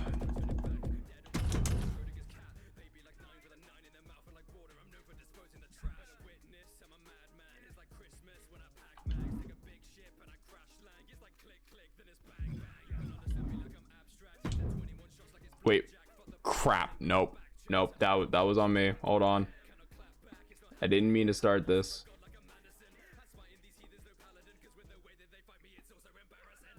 Hold on. This is on me. Hold on. Hold on. I have made a mistake. Well then, I have made a mistake. Give me a second to fix that, because I didn't mean to start that match. I was trying to edit more. Man, everything is going wrong, huh? I think we're good, and then just they started fighting backstage? Maybe?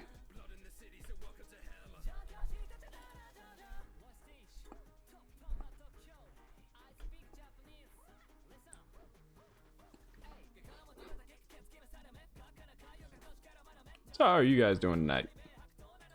I hope everything is well. Let me check to see if I actually OBS messing things up again. It'd be the same.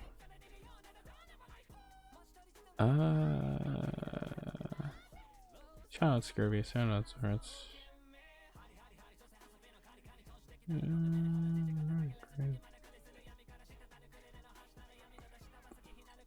Yeah, Legacy will love 2K24 because guitars are weapons now. Yeah, I could only imagine. If there's a signature weapon of every superstar, Legacy's is going to be a guitar. Or rather, you can use guitars as a weapon again. Oh, yeah. Oh, yeah, because that was the thing. Oh, yeah.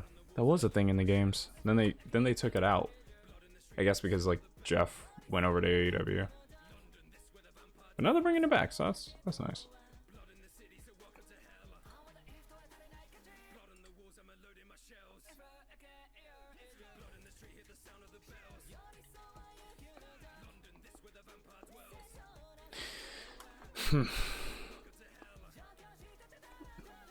Bringing it back after Elias got released.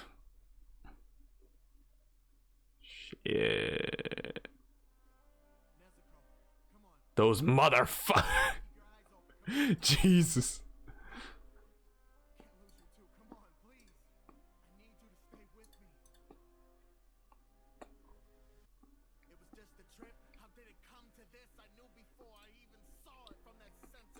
All right, here we go. Booting up the game again.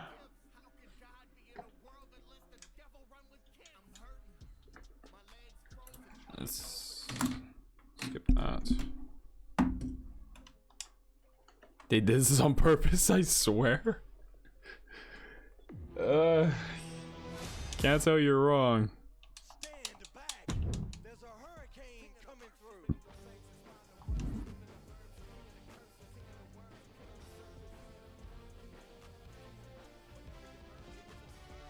The game is like slow. There we go. Load. Let me show you guys.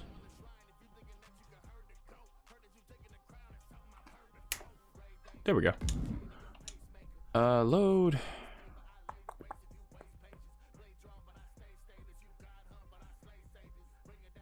Paste link. Like, hey, top dancing, yo, great. So sad I can't hold back, get toe tag when I play. Should have stayed out the way. All these pays ain't safe. I ain't blame on the pay me. Maybe next time you do what I say. I'll say. Hurricane coming through. I didn't realize we were in Florida. All right, let's do this. Normal one-on-one match. It is not between these two, because I'm gonna be honest. I mean, when Misty graduates, probably. I can only imagine they'll run this one day.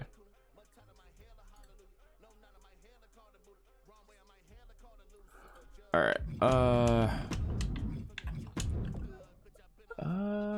Legacy. Mr. Legacy takes on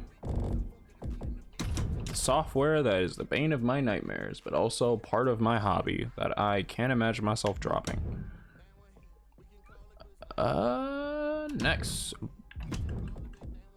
the D1 champion takes on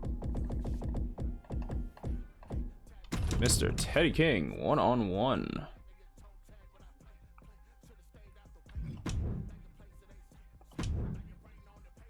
Following that, we will have a one-on-one between Karina Cortez and Lilith Knight. Big match opportunity for Karina Cortez. She gets the pin off overnight. That definitely would throw her some intrigue.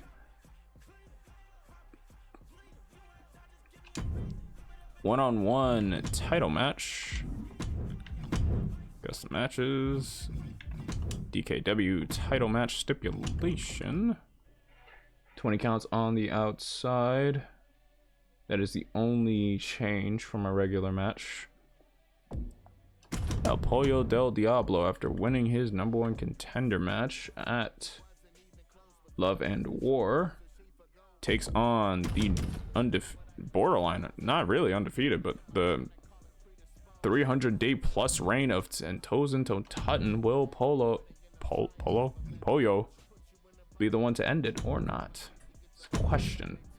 And then in the main event, the women close us out for tonight as Anna Marie. I didn't put the title up in the last one, I bet.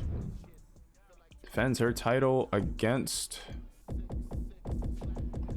Melissa Ewing. Will Melissa finally get her hands on that DKW Women's World Championship? First title in DKW. Will Anna Marie continue her reign? Tall task to start.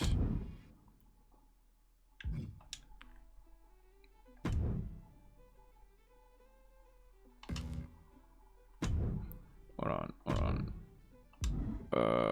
Whoop, I think I custom DKW title.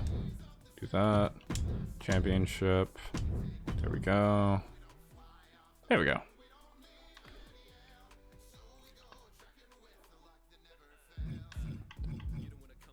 El Pollo del Diablo versus Sentosa Tutton for the title. Melissa Ewing versus Anna Marie. World Championship Gold. The heavyweights and the women on the line. 5 matches to close the show. Manager is certainly a choice for that match. Yeah. OBS being the manager for Misty, while Phantom is a manager for the other one. Yeah. Yeah, it's an interesting choice. Mains is one of the best custom titles there is. Thanks. Thanks, honestly. Like, I really do mean that. I know sometimes I sound a little bit sarcastic, but I really do mean it. Thank you. I'm glad I can make a title that is eye-catching for the people watching. I'm glad I was able to actually do that.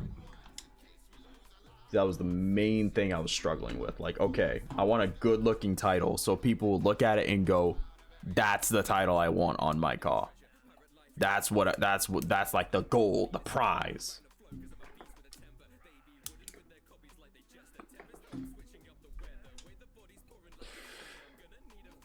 One-on-one. Lexi versus OBS. Down to ringside we go.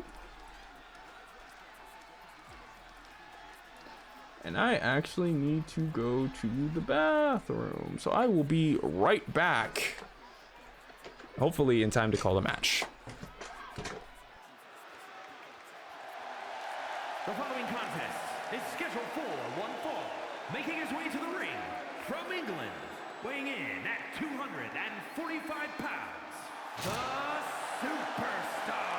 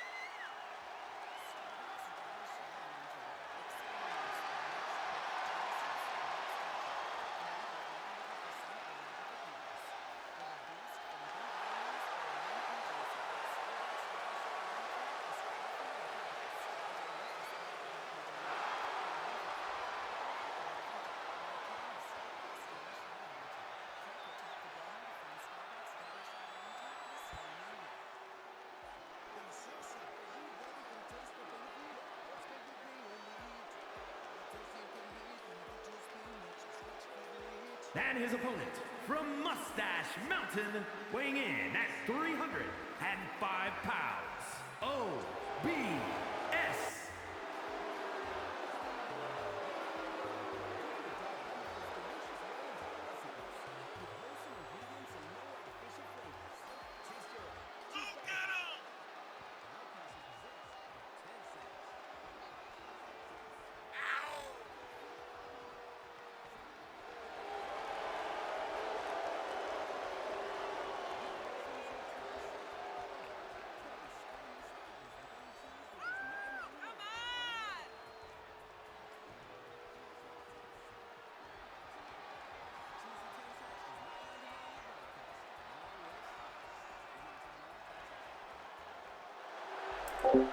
You know, it's funny how I know that Legacy entered the ring, not because I'm seeing OBS right now, but because I just look in chat and I just see Legacy, don't burst that guitar, you son of a bitch.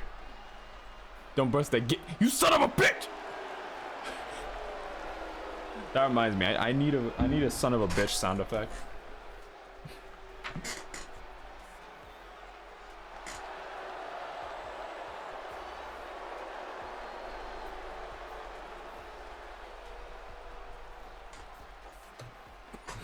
That's going on list.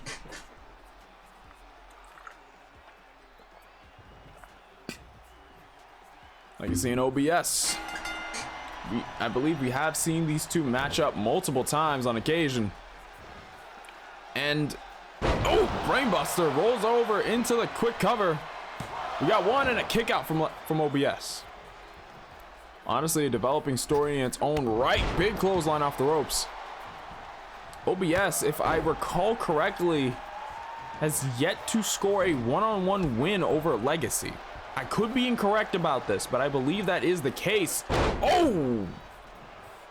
Both men miss each other midair and just go crashing into the mat. So, sorry. Set over the top rope. Snaps into the outside off the ropes. Now Legacy rolls in, tries to go for a gut shot. Counters with the knee, now forearm. On elbow. Whips him over to the ropes. Bit of mistiming on Legacy's half. Big chop, big open shot. Hoists him up. Plants him straight down back first. Legacy, well known for his title reign as the DKW World Heavyweight Champion. Very impressive title reign he had his hands on too. Held the title for 126 days. Hell of a reign. He's known as a god of pro wrestling because he, as the boss, final boss of DKW, god of DKW. In some shapes, because he went through so many of the competitors here. Oh! Spinning tombstone, tries to hook the leg, but too close to the ropes. Advantage of Legacy's height being put on display right there. It's now a chop to the chest. No, hoists him up. Big right hand, no, gets blocked. Turning fire. Has him riding on roller skates, sends him off into the corner. Legacy comes in with a big forearm, rolls him down. Off the ropes. Drops that knee. I think he hit the arm, but yeah, he's bleeding. That was a shot right there. I think the edge of his knee may have scraped his head, just cut him open. Now, oh, kick that head from OBS. I was about to say.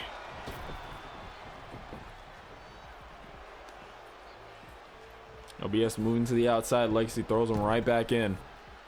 Not giving him any time. Rolls through. Big slingshot spear there. Low angle DDT catches him.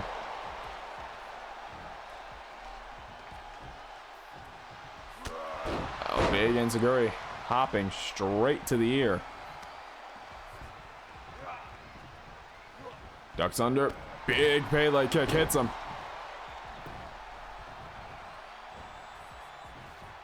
Hoists him back up to his feet. Another jumping enziguri. On elbow, kick to the gut. Goes in, hits the spear. Hoists him back up to his feet. Calling elbow again. Kick to the gut from OBS this time. OBS not trying to leave it behind. Whips him over to the ropes. Runs in with a big clothesline there. Now showing off to the crowd. Legacy quick to get back up to a knee. Now back up on his feet. Tries to run in for a shoulder tackle. Gets caught with a spear. Now kick to the shoulder. Hoists him right back up. Tries to go for that knee. Gets caught. Try to go in for that. I believe the devil trigger he was looking for there. And now tries to go for a spear again. OBS lifts the knee. Legacy hops right back up, tries to go for more, but contains himself, plays it smart. OBS falls to it. Now Legacy connects the forearm.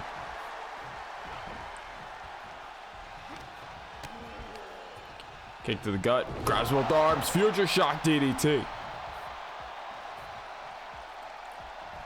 Now the in-ring IQ of Legacy being put on display. Pops him over, drops him down with that DDT. And now measuring. Staring down OBS, trying to go for something. Hoists him up, looking for crumpet wing, but no! OBS taps the head, counters with the Poison Rana. Why do I feel like Legacy spends his entire paycheck on guitars and then immediately immediately breaks? I could not tell you, man. I really could not. Legacy's a different kind of spender. Handspring. Moonsault on the mark. We got one. That's two, and a kick out from Legacy. Legacy pops back up to his feet. Right hand turns him around. Hoists him up, trying to go for the crumpet wing. Legacy. OBS not getting to fold the legs in time, caught with it. And Legacy opting to hook the far leg. That's a first for Legacy, and a kick out from the crumpet wing.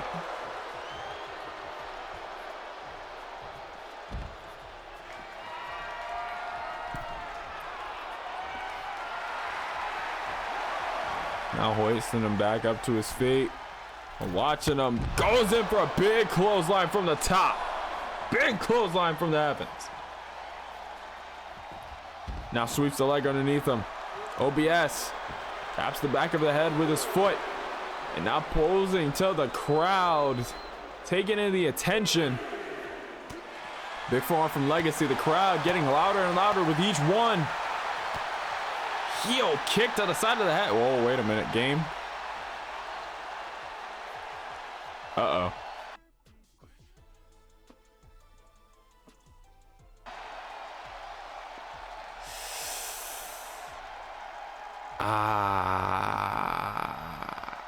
Ooh, child. That ain't good. That ain't good at all. Game crashed. Game crashed.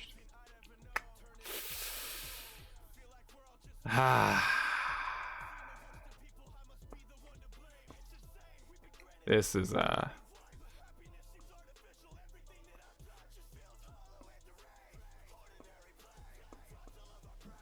that's tragic. That's tragic.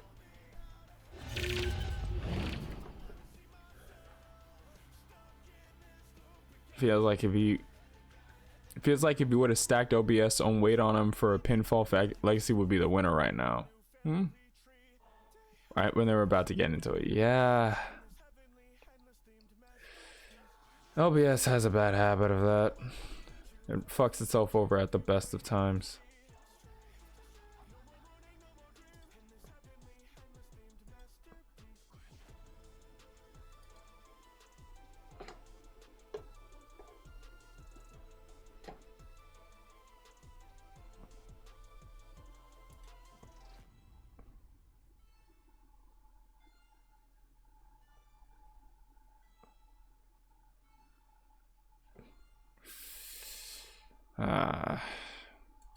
Now I'm pretty much just waiting for the cloud status, so make sure we don't lose anything. OBS said, "Oh, I'm losing, then I'll just crash the game then." Yeah, sounds like something you would do. I guess that does give me the time really quick.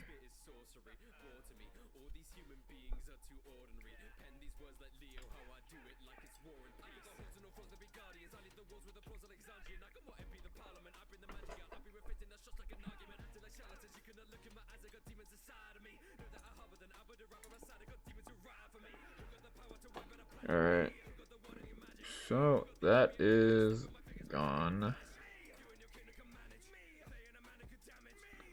I think I also might have to get rid of this. So those two are gone. Now I need to look. Okay, 2K23 is back up. Emotional damage. Damn. Okay. Pretty sure those should be gone. Are they? Yes, they are. Alright. So, probably. I'm gonna hope that we can get through this match. I hope. I really hope. Because, yeah. Fucking really hope.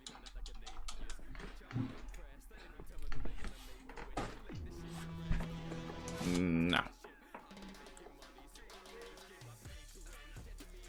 Sobius got hit so hard it crashed the game. It looked like it. Looked like it.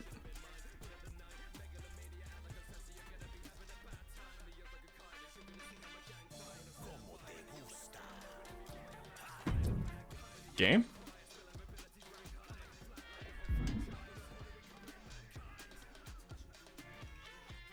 Hopefully next year they could have it so the game remembers the fact that you don't want music to play and doesn't just play it regardless when it's loading.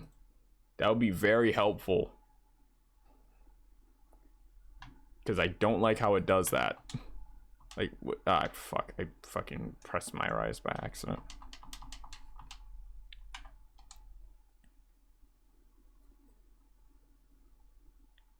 Continue.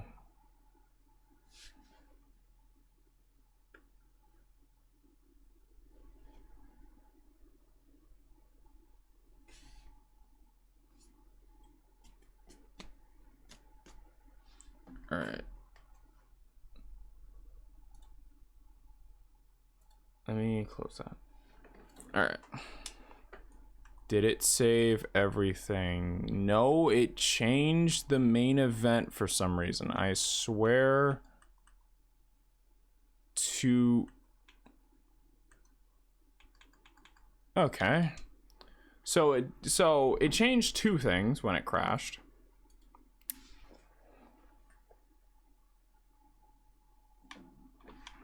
So it took the titles off the line and then put a mixed tag match as the main event. So let's get rid of that mixed tag. Edit these matches. Because that title's supposed to be on the line. I saw a clip of a teaser for 24's My Rise, and the Ka is literally levitating off of the stage. Oh yeah, I heard about that. Basically, that's one of the ways your character could go about their path in WWE, or at least on the female wrestlers, female cause. That seems to be one of the routes they're giving. And that's actually really cool. I like that they're bringing back some of the supernatural stuff. I know some people didn't really like it, but in 2K19's My Rise, my favorite part of that was pretty much like you almost finding your inner demon and all that with Matt Hardy. That was actually really fun. Work was ass. Non-stop customers from when I came in to 30 minutes before closing, got an hour before close, got out an hour after closing. Jesus, dude. Saw that and was like, what on God's green earth am I looking at? Honestly, I'm down for 2K having some like paranormal stuff, or like some more like, I guess, fantastical elements. I'm always okay with that. I liked what they did in 19, how it was presented. It was always like, oh, like, did it actually happen? Did it not? I actually like that. So I'm glad they're bringing it back as an option for people who want to do it.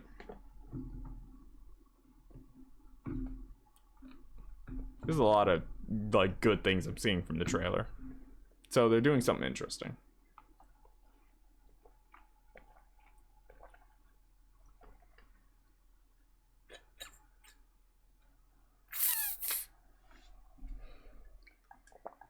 All right. So I'm gonna skip past the entrances because we already went through those.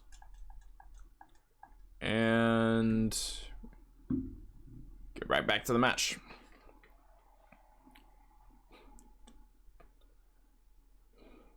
Need to have it where someone can burst from under the ring. That's interesting. Oh yeah, you missed Zachary's match. He had a really good match. I would say his match was really, really freaking good. Not gonna spoil it, not gonna say what happens, but it's a really good match. Like, I'm all for the wacky stuff, so it was random. It was just so random for a 5-second teaser. Yeah. It was really just like sudden, like just sudden, hey, you're levitating now. All right, back to the male side. Wait, I was what? Nothing? You're just gonna pretend like you didn't say that. Didn't say what? You're gaslight. This is me being gaslit, isn't it? I have no idea what you're talking about.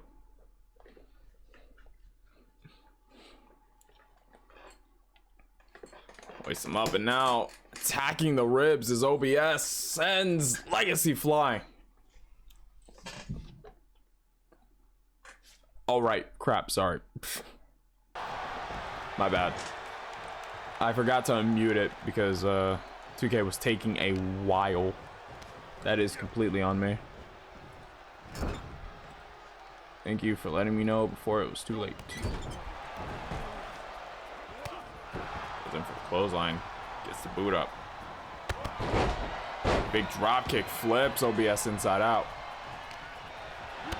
On elbow, kick to the gut. Hoists him in. Looks like he was going for a power bomb, but no. Now poison to the crowd is OBS. So here's this year's My Rise story. Shows 5-second clip of someone levitating, and that's all information you get for now. Bye.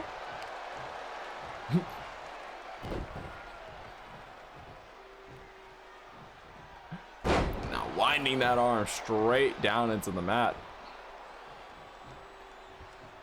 Oh god, I didn't even see it. Legacy's bleeding. It looks like it's under the bandana. Is OBS just working on that right leg? Really bending it all out of place. Now he lets go. He sees the job is done now. Getting up to the top. Big splash from the heavens. That is not gonna be comfortable. Legacy kicks kicks OBS straight in the face to get up. Now unloading the forearm. Can't just post a clip of someone levitating and not elaborate. Yesterday we had a 40 temperature drop within 3 hours. It was 70 early morning, and by 10 or 11 it was 33. Jesus. Yeah, that is like snap freeze right there. Oh, rolls through. Both wrestlers find their way around each other. Bit of an invasion. I'm not sure from what side though. It's neck breaker nasty. Now the drop kick to the back. On elbow. Flips OBS over to the ropes. Rolls through. Big stunner there. Calling elbow again, kick to the gut. Forearm, big chop, second one. Follows up with a thrust kick to the gut. Now Legacy trying to clear some distance. Big double trigger. Right on the jaw. Hooks the forward leg. We got one, we got two, and a kick out of two.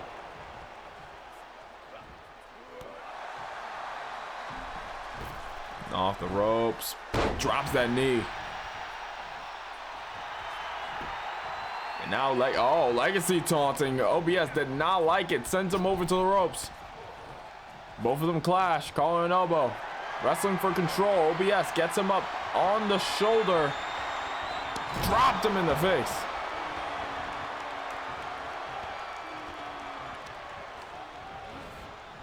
I've been surprised that Anna has been stealing and main eventing the show. It's interesting, dude. It's interesting.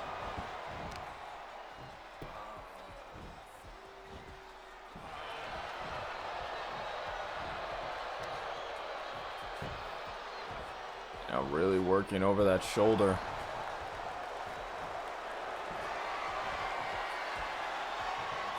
Measuring. Legacy tucks the head in. Goes for the... Oh! BS hangs him up through the ropes! Also, next Pokemon game got announced. I did see some stuff about the trailer. I haven't watched it yet. I haven't gotten the time to actually sit down and watch it. But I've seen a lot of clips, and like, yeah, a lot of Zygarde fans. Zygarde? It's not that.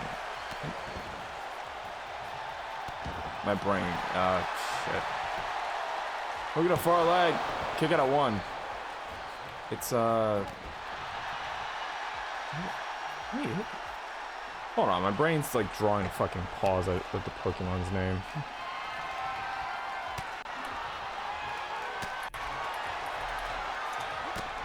Yeah, it was Zygarde. I was right. What am I talking about? Zygarde. Yeah. Remember seeing a lot of people like mention Zygarde, so I definitely need to watch it. Pokemon Legends A and Z. It takes place in Kalos. Oh. So not Johto or Unova like everyone was expecting. I'm surprised we're going back to Kalos. Standing moonsault. No! Legacy gets the knees up. God, I still need to play Scarlet and Violet. I thought you already played the games, Batman. Batcow?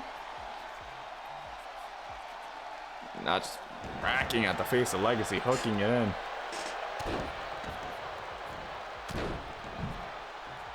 Now OBS. Stream stopping elbows. Pray to God it doesn't stop ours. My secret identity. I think Megas are confirmed to return. That would do. I really hope. There are so many. Come on, man. Please. Game Freak. Not even that. Just Game Freak, please. I beg. Do my boy Turtwig right. Oh! Drops him straight on the back of his head. That cow is Roost Bane. Sean Spears is back in NXT. I saw the clip. I honestly saw the clip. It was a bit shock. What was I saying? Wait, count of 2, and I kick out of 2 from OBS. But yeah, I'm actually surprised. Not as Ty Gillinger, but as Sean Spears as the chairman. Yeah. Honestly, I find it surprising that all 3 wrestlers from AEW and that had new presentation in AEW all came over keeping that same representation. Like, they didn't change. Cody still has his American Nightmare, like, whole thing. Jade is still having her own personality, her own thing. She's still the same. And now Sean Spears. It's like, I don't know if the people who say AEW doesn't make stars know what they're talking about. Like, just say you don't watch the show, dog, because that's 3 for 3 the amount of people that went back to WWE or went to WWE but kept the same gimmick. That's count of 2, and OBS pulls over the win. Pulls off the win against Legacy.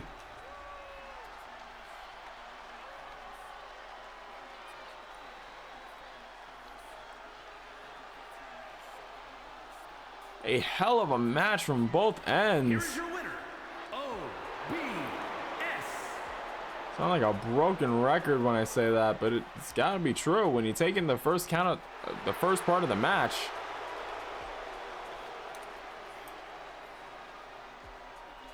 guess Triple H also kind of saw the Ty Dillinger character and would have been stuck in mid-carder for life. What would you do if WWE and AEW suddenly worked together and did pay-per-views shared Royal Rumbles? That would be really cool. I honestly, I feel like I would just pass out. I would. I would not be able to imagine AEW and WWE working together. If they did, holy shit. Like, holy fucking shit.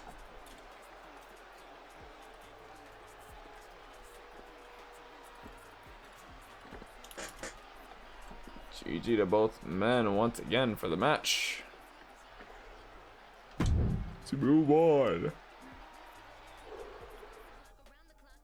WWE starts working with other companies. I'm gonna need to see Tanahashi versus Cena. That would be a crazy match. WrestleMania main event hit the match. The match ends and suddenly MJF music's hit. There would be a part of me as an AEW fan that would go, "Oh no, they really just lost one of the biggest like guys. They really just lost that. They lost Max." And there would be the other side of me that's like, "Holy shit! What is he gonna tear? He has to tear into so many people. He has so many things he could tear into people with."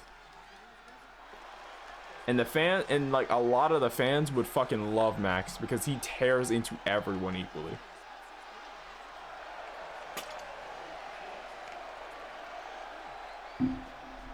So many people would love that match. Would love him on the mic.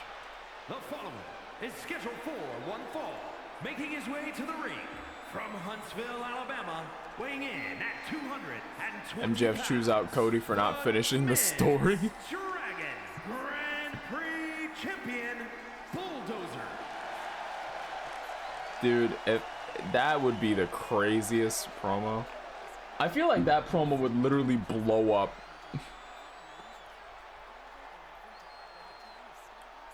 MJF is so charismatic. He's a beast on the mic. He's great in the ring. He's literally a future Hall of Famer in every way, shape, and form, man. MJF is the guy. He is fucking solid gold. Speaking of solid gold, we're talking about the man currently holding his Bulldozer. Won the men's D1 2022, holding that title. Last defended against Brock Hudson in a submission match, came out ahead. Now waiting to see who else steps up to the plate. Facing a foe he's faced before. Puerto Rican Prince.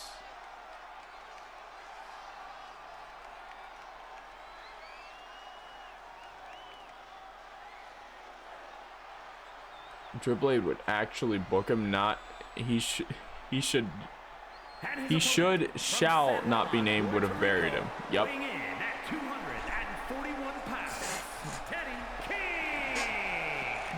Yep, you're 100% right. Also, I know it was a bit late, but I posted in Tweet Gen for the match. I did see it. Briefly glanced over it for the match. Widow's response. So I'm to face Teddy King again, is it? As I recall, last time we faced, I walked away winner, though I will admit, Mr. King, you have some skill, but I will leave you no choice but to acknowledge the god of professional wrestling. A very, very interesting set of words.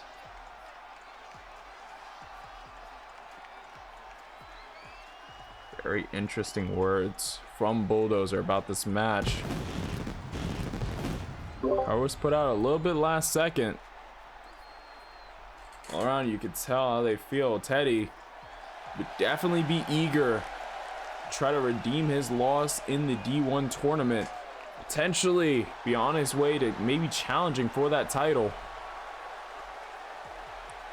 Puerto Rican Prince hasn't seen much gold since he signed with DKW, but hoping to turn that around in this match. One-on-one exhibition.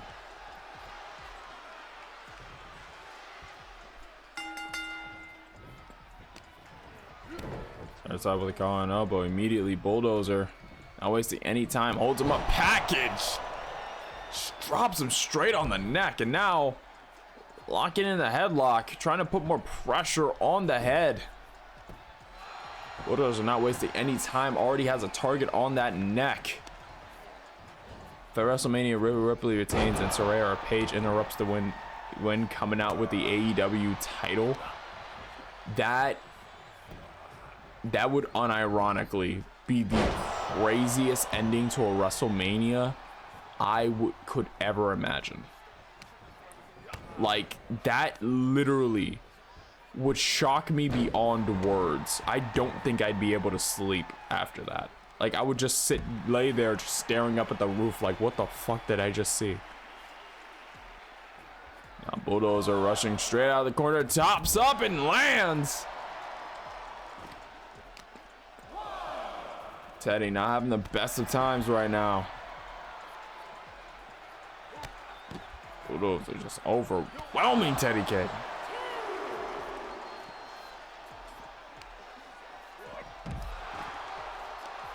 Now Teddy King rings the arm. Oh no, but kick to the gut. Hits him with a stunner. Let's go for the right hand. Comes up a little bit short. Bulldozer sends him over to the barrier, the barricade. My brain froze. And Teddy rolls into the ring. Springs off the ropes. Poison Rana hits the mark. And now Teddy tries to line up the shot against drop kick in the back of the head for it. They're calling elbow. Teddy King tucks the head and raises it back. Shot to the back of the head. Seems like Bulldozer and Teddy had the same target for a bit. And now Teddy trying to weaken the grip of Bulldozer, stomping on that right hand. Would create the biggest pop at any WrestleMania. You're right. It really would. Imagine if the end of WrestleMania is Cody hitting Goldust's finisher, then the Crossroads, then Dusty's elbow to win. That is a finish we call cinema where I'm from. Oh! Trapped his head in the guillotine, clipped the wings, and now count of two, and it's quick kick out from Bulldozer.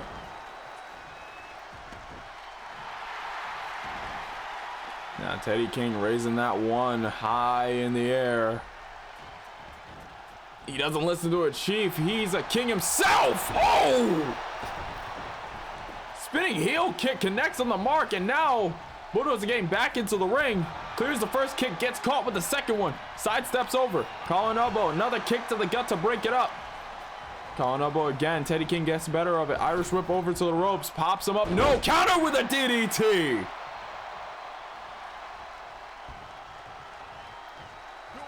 Oh, a sequence. Bulldozer turns him around. Ripcord strikes the knee. Teddy King kicks right back up. Says, all right, fine. Starts lighting a combo up. Tucks the head in. Hoists him up. Falcon Arrow. Gets right back on his feet. Big pump kick.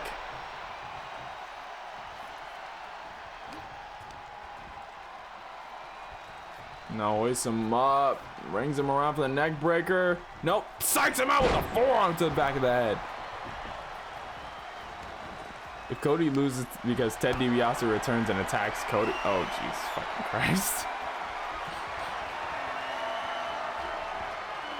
Oh! Power bomb on the crowd barricade. That is Jesus. Elbow between the eyes, now ringing the arms, hooks the leg, rolls him up in a big underhook suplex. Impressive show of strength from Bulldozer, but I don't think Teddy likes it. Big chop and now just lighting him off. Ripcord returns the favor with the knee from earlier. Referee in the ring trying to get these two back into it. Teddy obliges, rolls Bulldozer into the ring. Taking his time, takes the scenic route. Ends on the ring. Bulldozer rolls out of the way before he's caught underneath that stomp. Hooks the leg, kick to the gut. Goes under, transitions into the pump handle.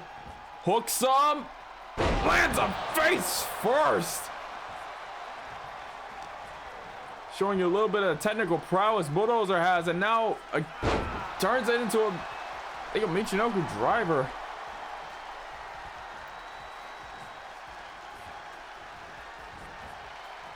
Teddy King counters with a sling blade. Gets kicked in the head by Bulldozer. Bulldozer now stalking Teddy King. Overhead shot. Teddy King standing at full height. Bulldozer rolls him up. Gets up to his feet. Hits him with a super kick straight in the mouth. This chat is literally writing WrestleMania better than WWE.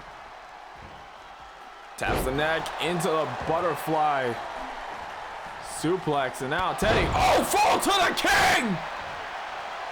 Hooks the far leg! No warning, shot, fired the shot, and a kick out at 2 from Bulldozer. Crowd chanting, we're not worthy. These two have already earned the respect of the universe going at it like this. Tries to go for another fall to the king. Bulldozer, I think, may have delayed his run just a little bit. Hits it the second time, though.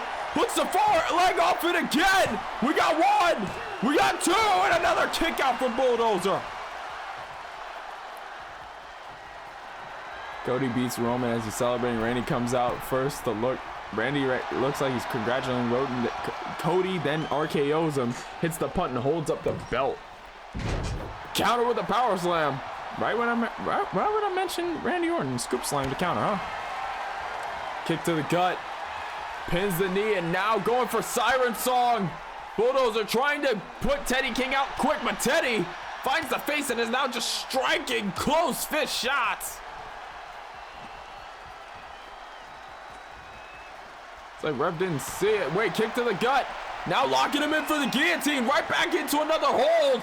Teddy, a lot of damage done to the head and neck earlier in the match. He is not looking good, but he has to figure his way out. Control his breathing as best he can. Now aiming for that midsection. Finds the key and opens the lock. Now Teddy turns him around, hoists him up. Get out in front of him now, transitions him over the shoulder, hangs him up on the top rope. Cody is what Toxic said to get the win. 3 finishers. Cody mentions that he uses legacy to finish his story, and Ted comes out and says his story is far from over. Now Bulldozer measuring, gonna go for another dive, hits it again. Also, I haven't gotten the game yet, but expect Bulldozer to have some new moves in 2K24 because I saw a video with new moves and I saw a lot I really liked. Yeah.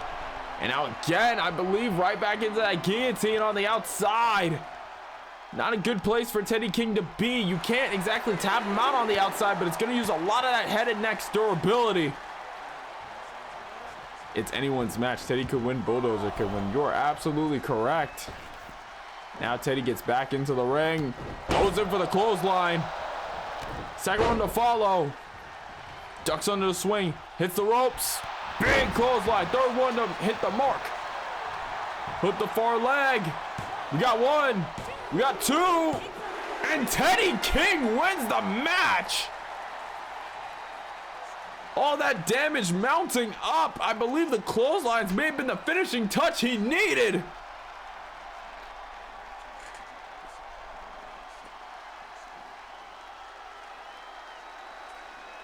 A hell of a match, but if I gotta pin that win up to something, it's those 2 fall to the king knee shots. No warning, no wind up, no signal.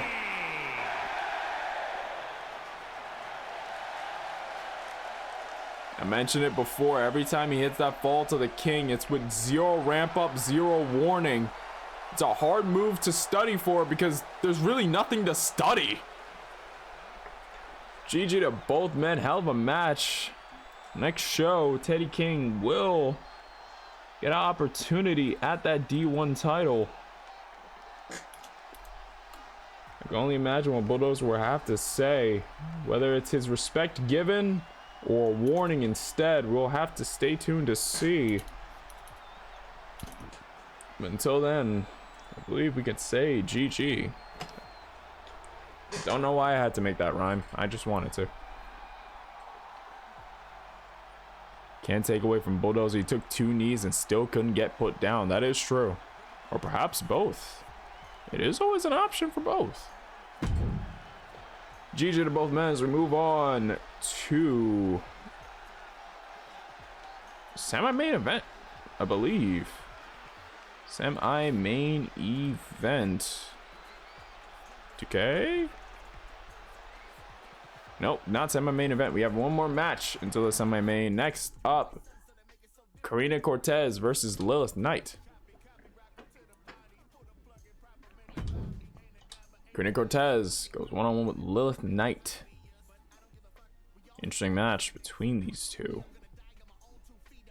And imagine if Karina is able to pull off the win here. It would definitely put her in contention, or at least get a lot of numbers underneath her. Lilith Knight is no slouch in any way, shape, or form. Both these women hungry for gold in DKW. We're going to see how this one goes. My girl, your girl's in the ring, Goblin. Doing pretty good for herself, I gotta say. The following is scheduled for one fall. Making her way to the ring from Vega Baja, Puerto Rico, the Princess. Karina Cortez had a hell of a run in the D1, was in A block, finished it with 6 points, just barely couldn't scrape it to enter the finals, the block finals, to move forward, but had a hell of a trio of three-way matches. All hell broke loose, got her name on the map. Of course she is. She's a Cortez. You are correct. Name Cortez sounds familiar to some. It is because she is the sister to one Zortz Cortez. I'll admit, Cortezes, no slouches in the ring. They know what they're doing in there. No, I'm not going to acknowledge the fact that I can't beat Zortz Cortez. I never mentioned that. Shut up. I'm not sour about it. You are. And from Chicago, Illinois, Lilith Knight. Lilith Knight making her way down to the ring. No real need to explain this woman's exploits. If you've been around our neck of the E-Fed woods, you've seen her, you've heard her, you've seen the title she's carried, you've seen the legacy she has on her shoulders.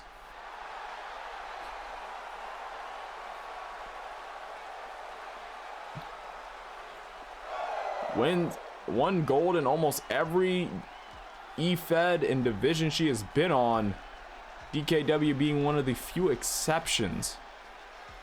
Lilith Knight at this point had a few shots at the World Women's Championship, has not managed to crown it, and almost made her way to the finals of the D1 tournament. So I can imagine she is starving at this point. She'll eventually make her way there.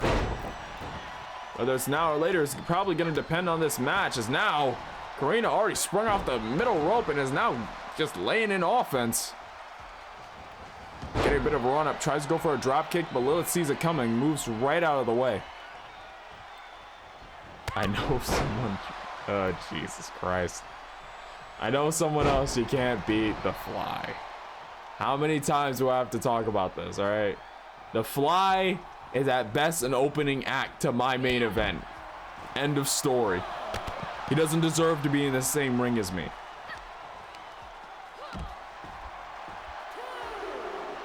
The Fly equals ratings. The Fly equals a mass exodus of fans. That's what it equals. The Fly equals 5 minutes of a wasted time and a promo written on his wrist.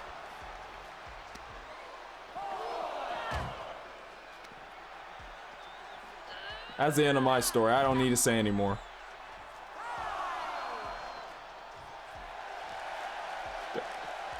He beat you. That never happened. The ref was paid off. We've been over this 1,000 times. Big crossbody from low to the inside. Inside? What? Hooks the far leg at a kick out.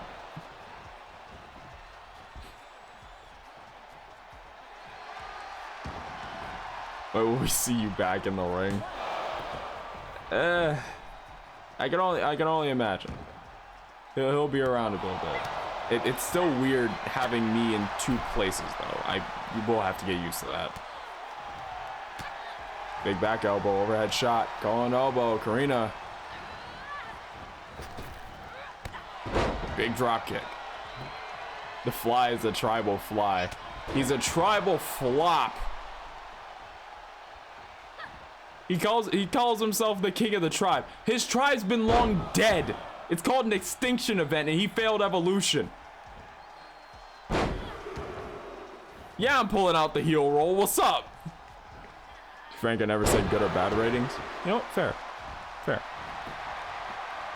3 suplexes, the trio unleashed. Count of 2 and a kick out from Lilith. Not enough to put her down yet, but Karina holding her composure. Now getting her back up to her feet. Lilith sweeps around the back, takes out the legs from underneath. Getting some space. I can only imagine going for the spear. Hits it dead center. Rolls back to hook the far leg. We got 1. We got 2. And Karina Cortez kicks out at 2. Karina gets brought back up to her feet. Hoisted onto the shoulders. Looks like Lilith's trying to put her to sleep. Hooks the far leg off of the GTS. Could that be it for the match? No, and a kick out of 2. Karina not done yet. Still holding on. The Fly brings in more money than John Cena. Fly's box up. What in the love of fuck? Well, I guess we got 1 for DKW now. Why is this happening everywhere? Right hand. Sends her over. I can't even. What the fuck? Springs out the ropes. Moonsault catches her. Inverted DDT. Drops the knees. Lands him a second time. The Fly's box office, you're a B+ player. Listen. He can make you buy into all that, all right? He can make you believe all he wants you to believe. At the end of the day, he couldn't hold a candle to me. He knows it. The reason you don't see him around here, he lost. He left. Saw that Jacksepticeye posted his Dark Souls 3 full gameplay this morning. Yeah, I watched it when it first came out. It's interesting to see that, honestly. Double axe handle from the top. Did I just witness an exorcism? Brother, I don't think the demons left. I think they're still here, to be honest. I don't even know what to tell you. That holds her up. Second GTS between the eyes. Look at the far leg by Lilith now. We got 1. We got 2. And another kick out from Karina. Karina's not done. She still is in this. And Lilith slowly getting more and more frustrated by the second. Now dropping the knees. Black flipping into double knees again. Lilith says she's trying to put her out. Tries to double down, but no. Her knees bounce straight off the canvas. Karina out of the way. And now Irish Whip sends Lilith all the way to the other side. Karina in hot pursuit. Chase down. Hits off the ropes. Goes in. Tornado. DDT. Hooks the far leg. We got 1. We got 2. And a kick out at 2 from Lilith. Not done yet. Neither of these women are willing to give. Now Karina springs off the rope. Big crossbody to Lilith.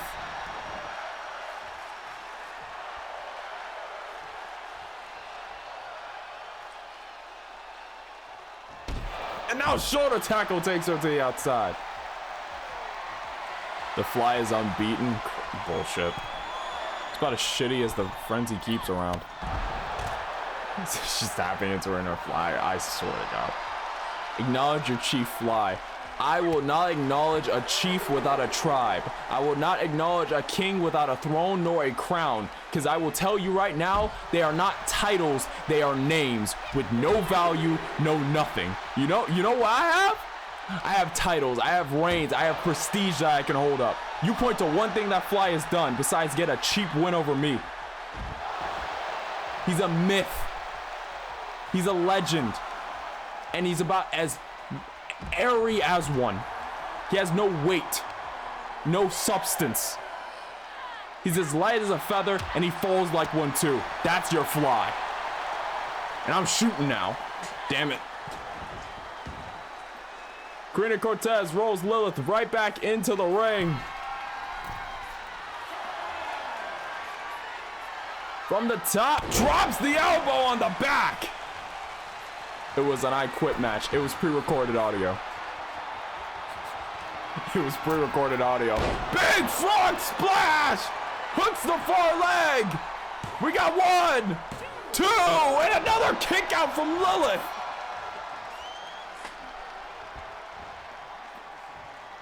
Phantom dropping knowledge bombs tonight. See that? Zords believes it. Zords knows what I'm talking about.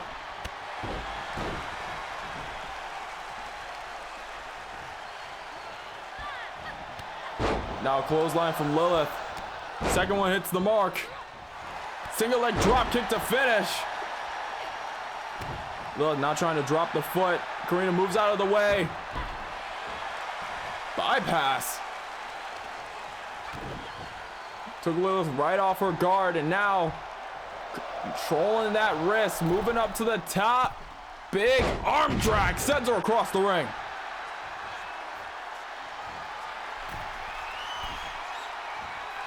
Now from the top, another frog splash hits the mark.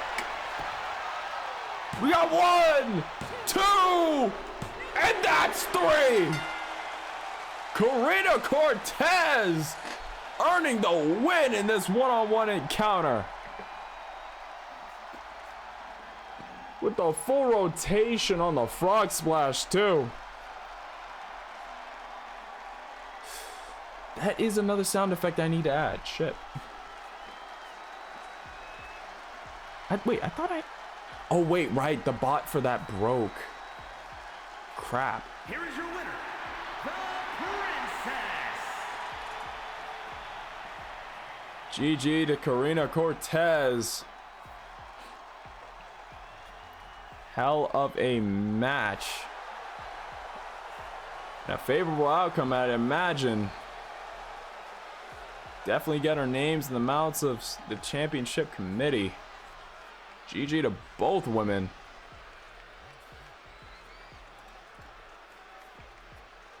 Let me note this down.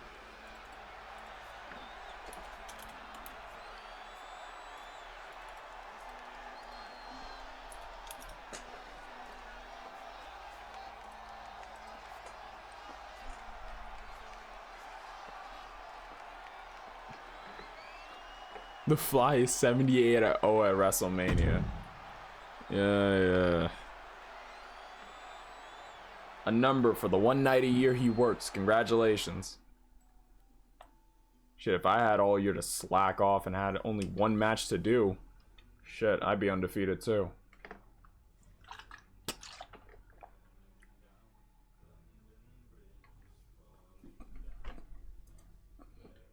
Soon to be 80-0 this year. Yeah.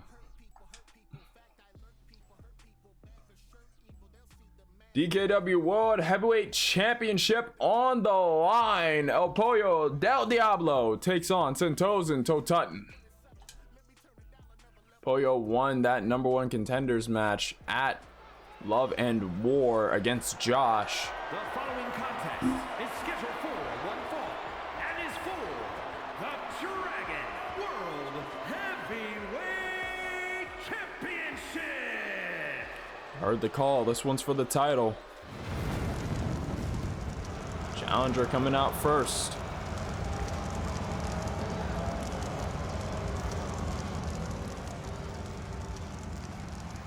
Then he goes and competes in the G1 on the same night and wins. Okay, hold on.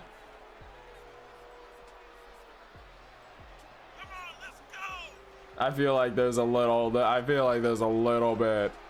There's just a little bit of, I don't know. Doesn't feel like a true story to me. I want to see the plane ticket he took to get over to Japan. I need to know. Imagine W2K adding effects to a damaged body like limping, a chance to fail certain moves, and can lead to ref holding up an X, and then they add universe mode details like missing out on pay-per-views, losing titles, and when they add an I Quit match that you have to manually quit to end the match or risk very bad damage to your wrestler in universe. Honestly, that's a lot to add. That would be cool. It does remind me of like Wrestle Empire, because I know Wrestle Empire, they're very unhinged with stuff you could do. Like, if you don't, like, tap out or do stuff like that, you really could injure your wrestler, keep him out, or just straight up get him. Like, they could die in the ring. Legitimately, they could die in the ring.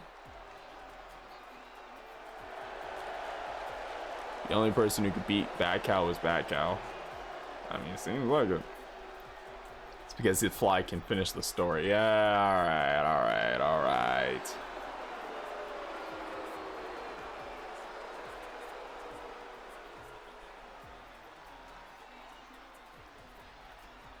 Fly works one night a year and he gets all this fanfare, huh?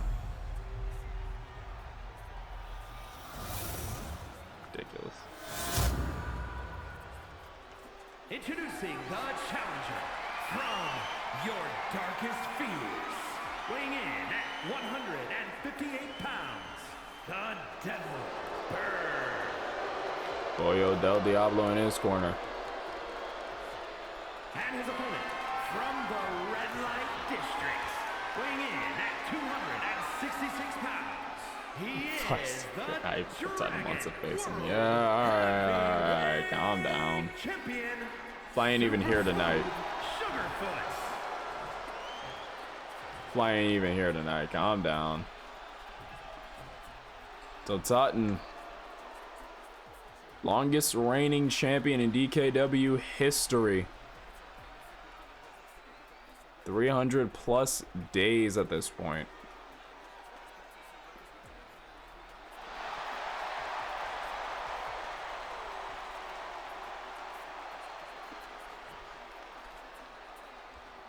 Well, that streak be coming to an end. There's only one way to find out. Oh, and immediately both these two rushed at each other.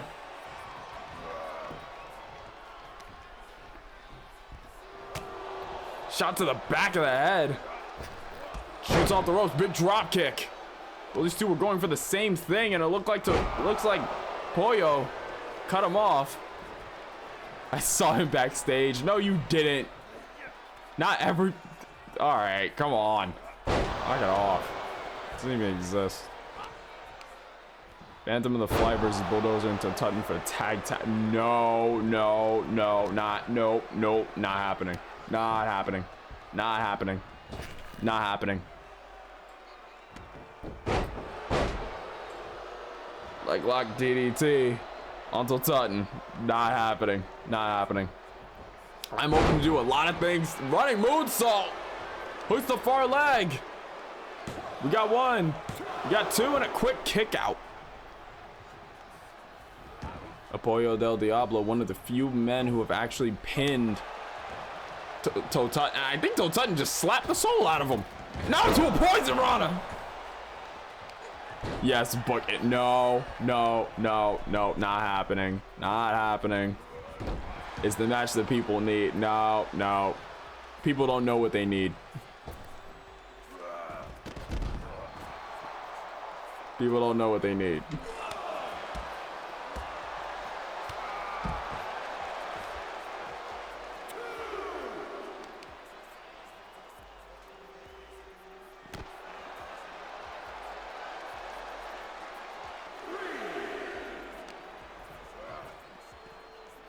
Two people who hate each other versus two people who hate each other for the tag titles. There is gonna be so much infighting in that match. I think it's gonna be more akin to a fucking Hollywood drama than an actual pro wrestling match, man. Holy shit. Both men getting back in the ring, even though they did have until the count of 20. Hops to the ropes, tries to go for a clothesline. Pollo catches him with a bulldog. So far, it looks like Pollo is in firm control of this match. I've never seen Tutton quite pushed onto the back foot like this. I can only remember one other time he was, and oh!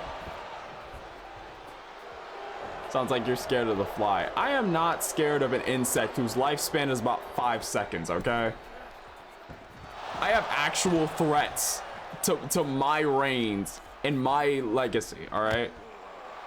I mean, hell, there are other wrestlers here. There's Legacy. There's Tutton in the ring. There's Zortz Cortez if I want to pull him to the show. There's Teddy King. Hell, there's Bulldozer right over there. You want me to have a match? I'll have a match with them. I'm not bringing in the Fly. It's like lightning in a bottle. As soon as you let it out, it's gone. It's not coming back. It's not worth getting it a second time. You already seen the flash, you already seen the thunder, you already seen the sound. Big Pele kick from Pollo.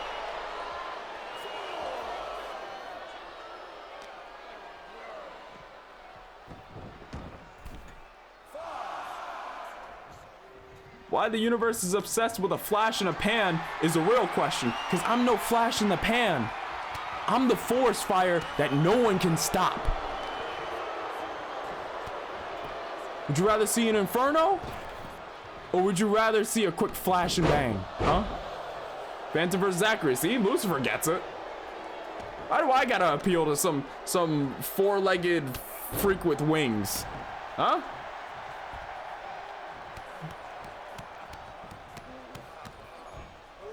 Sadly, Mr. Cortez, due to already demanding schedule, is unavailable. You know what? Fair. Got one. That's two. And a kick out from Pollo. Manages to hold on. Is that an ad? Yeah, that's an ad. I just realized that. Just breaks into a fatal four-way and no one even remembers it's for the tag titles until the match ends. Bunny Destroyer, I believe he calls it the after party. Hook at the far leg. We got one. We got two, and Pollo shoots the shoulder up. Flash and bang.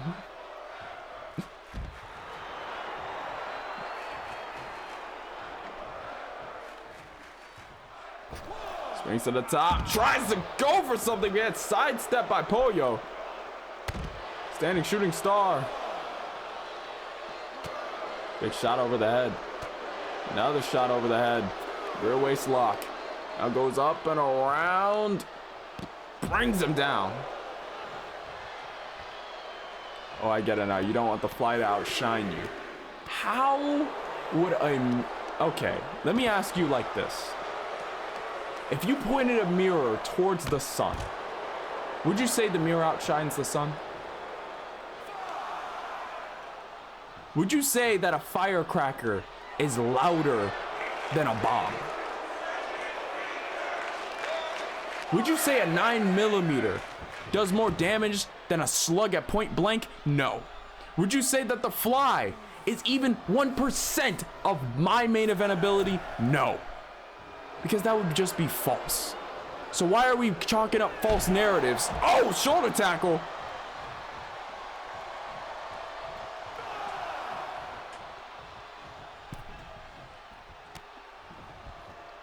Yes. Oh, good lord. And we're not seeing how anyone can feel threatened by a being whose lifespan is 24 hours and buzzes around dung heaps. See? Zords gets it. He understands. Drops the knees right into Pollo.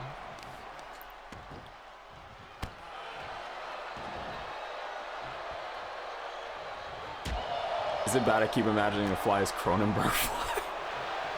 Not even 0.1% of the fly's draw power to be on. Wow. Wow. All right. Pollo working his way around the champion, brings him down, kips right back up into the drop kick.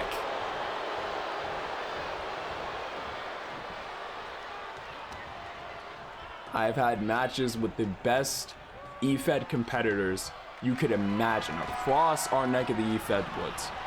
I've gone to war with some of the most decorated superstars of my time. Dabba Diablo sauce by Pollo. Wait a minute, hooks the far leg. We got one. We got two and a kick out from Sentosa to Sutton. It's not over yet. There is no way that a fly, that a simple-minded fly, would ever be able to beat me fair, square in the middle of the ring. Not happening. Elbows him in the eye. Drops him gut down right on that knee, and now measuring to Tutton. Kick to the gut, and now sends him to the after party again. Goes for the pin, close to the ropes though. We got one, we got two, and a kick out at two again. The bird is disjointed, disappointed, upset.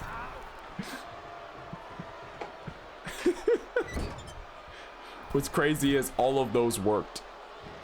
Oh, back elbow. Hits Tutton. Tutton, wait, hits him with a slugging shot. Second one. Now climbing up. Just unloading those elbows on the back of Pollo's head. What is he looking for here? I'm not sure, but he's gonna take the risk! And he kips right back up. Back elbow straight to the jaw. Tries to go for a chop, gets caught. Now calling elbow, locking up again. Grabs him by the base of his neck. Gonna drag him all the way to the ropes. Neither man giving any way to the other. Drops onto both of them, mistime something. Hoist him up, but wait a minute. Pollo rolls through, goes down into a quick cover. We got one, we got two, and a kick out at two. The 300-day streak almost came to an end just there. Okay, he just pissed off a literal demonic bird, yeah? Wait a minute, but he kicked straight up, back elbow. God versus demon. This is not a human match. Pulls him over to the ropes. Tries to go for some drop down. Uses leg strength, flips Tutton over. Now he's got high ground, drags Tutton up to his feet, calling elbow. Grabs him by the scruff of his neck, bringing him over to the ropes. Trying to add another dab of Diablo sauce to finish the meal. Sends him off towards the ropes. Hooks him up.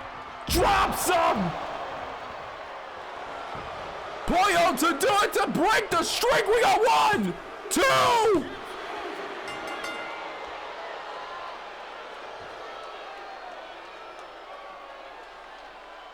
And ladies and gentlemen, after 300 plus days, NANI? A streak unlike any other we've seen in DKW history comes to an end. Dragon World Heavyweight Champion, the Devil Bird. And the new DKW World Heavyweight Champion, El Pollo del Diablo. The age of the drunken rabbit has come to an end. We now live in the age of the Devil Bird. GG, a hell of a match.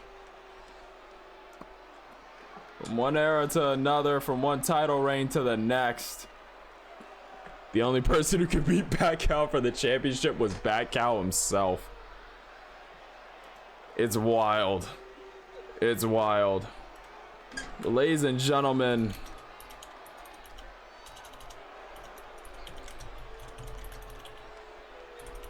El Pollo del Diablo, the 7th DKW World Heavyweight Champion. Give me a second while I do a little bit of math here to figure out the full reign. Just so you guys have an idea, Tutton held that title since December 22nd of 2022. So give me a sec to run the math here.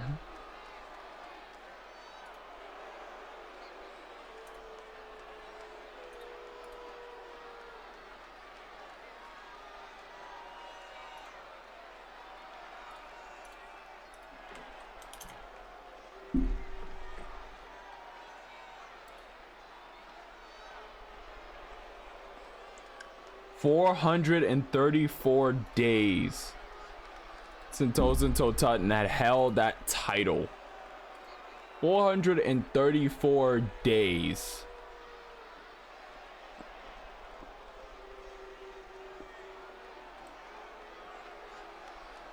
Fine, Joe Phantom. Glad I can catch it for once. Yep. We still have one other match. That is true. God damn. I pulled out a move from Nathan, former rival of the bird, to try to put the bird away. That is true. That poison run off the top was insane. Might be getting a 4-hour show. I would hope not. I would sincerely hope not. Main event for the Women's World Championship. Melissa Ewing versus Anna Marie. Just so many matches earlier in the night that stole the show. This is going to be interesting to see.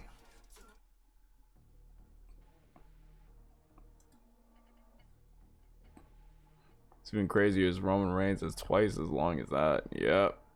More than twice. It's insane, man.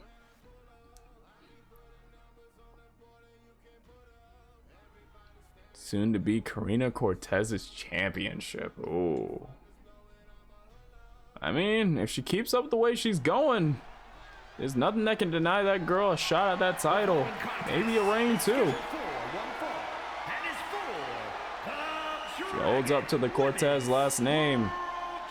Can only be a countdown. Not a theory. But a countdown. Seeing herself with that gold. I think 3 times as long, actually. Jesus.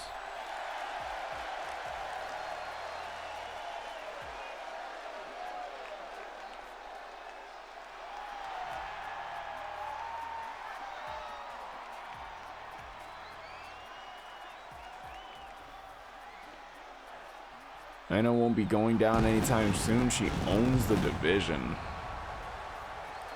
Oh, Anna was the DKW's first double champion, holding the D1 title and the World Heavyweight the World Women's Championship. My mistake. Melissa Ewing is no slouch by any means, and when I say that, I mean it. She's won gold all over the place. Also, Bozos may have a wife who's interested in joining in 2K24. Well, if you could put me in contact with her, you know, I'll have them talk it out with head of talent relations, and we could see about how that would go.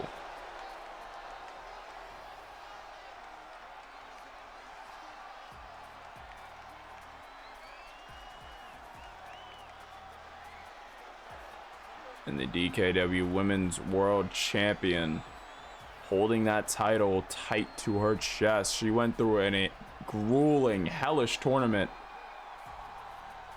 Skidded past the round robin section, made a definitive mark up towards the end. Like I said, she became the first double champion. She lost her D1 title to Leah Amir last episode in a tables match. Very, very quick.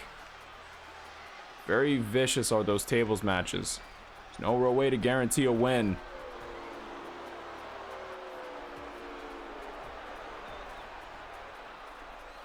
Melissa has the ability to dethrone Anna easily, but does she have the head space to do it so tonight? It's a good point. Also, no, it's not a real world wife. Lol, I haven't gotten that far. yeah, don't worry about it. I got you, man. Don't worry. Don't worry about it. Shit, I haven't gotten that far either. I'd be shocked if I did. No. Still struggling to get to the first step of that. Introducing the challenger from Beverly Hills, California, the rapper Melissa Ewing. Melissa Ewing, set in her corner. Zurich, Switzerland. She is the Dragon Women's World Champion, Anna Marie. Anna Marie, reigning champion right now. She went through a tournament, hell and back to get to this point. Now, she has a real tall task for her first defense of the World Championship. As a hungry vet, she's won titles in multiple other divisions. This, Swiss Iron Woman versus California Rocker.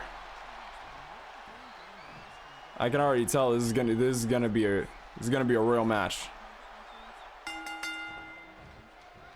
Both approaching each other. Anna goes off the ropes. Big form to start. Big opening for Anna. Quick start. Overhead shot. Sends Melissa on roller skates. And now Anna following up with a full combo. Double palms to the gut. Lifts the knee. Right hand. Just going off on Melissa. Not giving her any space to breathe right now.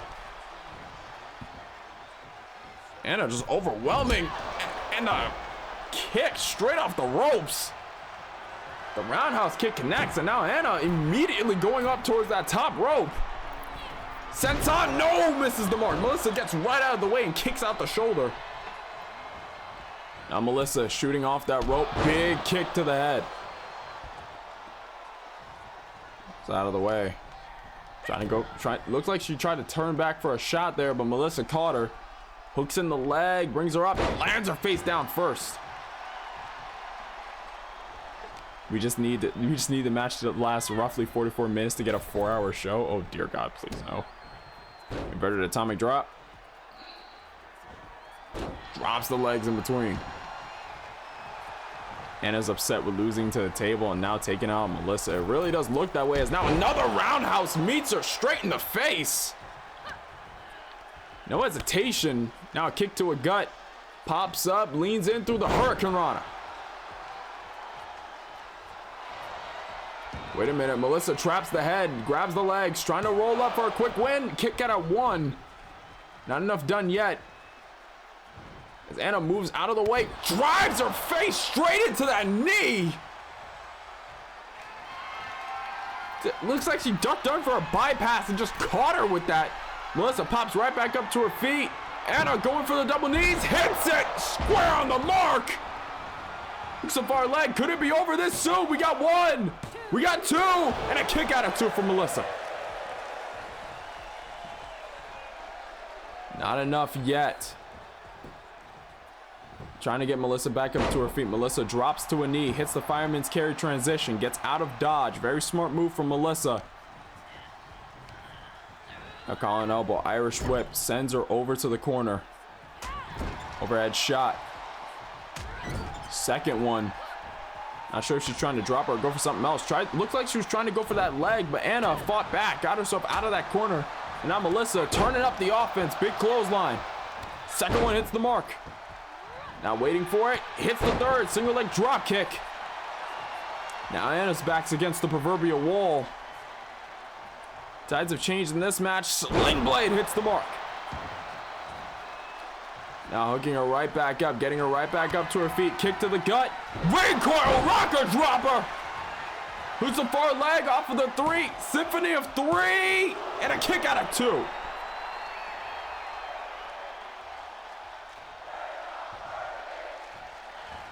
The crowd already being in shock, saying they're not worthy. Now Melissa busting a move before busting out the leg drop. Kick to the side of the head from Anna, though. Not out of the contest yet. Now taunting a little bit to the face of Melissa. Not the best move. Tries to go for a kick. Melissa a little bit faster. That collar and elbow. Leapfrog. Inverted atomic drop again. And drops the legs. Again, grabbing those legs. And now I believe Melissa... not good with keys, but you know she can put you in a paradise lock.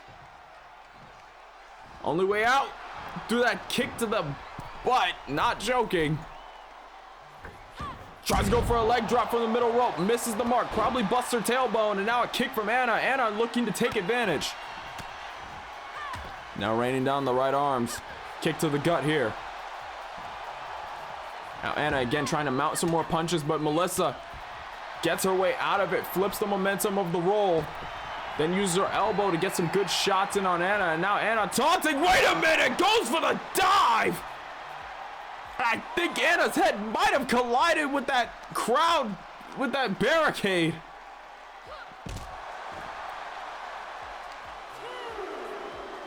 Now the count begins. If I recall right, this is under DKW title rules, 20 count on the outside. Roughly 40 minutes more to a 4-hour show. Jesus Christ. Oh, now Melissa up to the top. Lying in wait. Anna Marie slow to stir. Now she flies over with the clothesline from the heavens. Kick that head from Anna, though, not staying down for long. Forearm straight to the jaw. Now Anna measuring on the outside. Trying to go for something. I'm not sure exactly what it was, but maybe faked her out just to go for those kicks. I'm not sure. Gone elbow sends Melissa over to the barricade, the other side. Count of 6. This should be a count of 20 if I recall correctly. Drops her midsection on.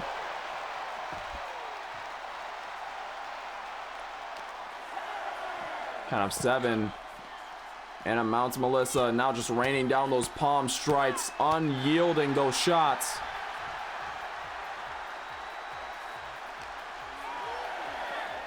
Count of 8, throws her into the barricade.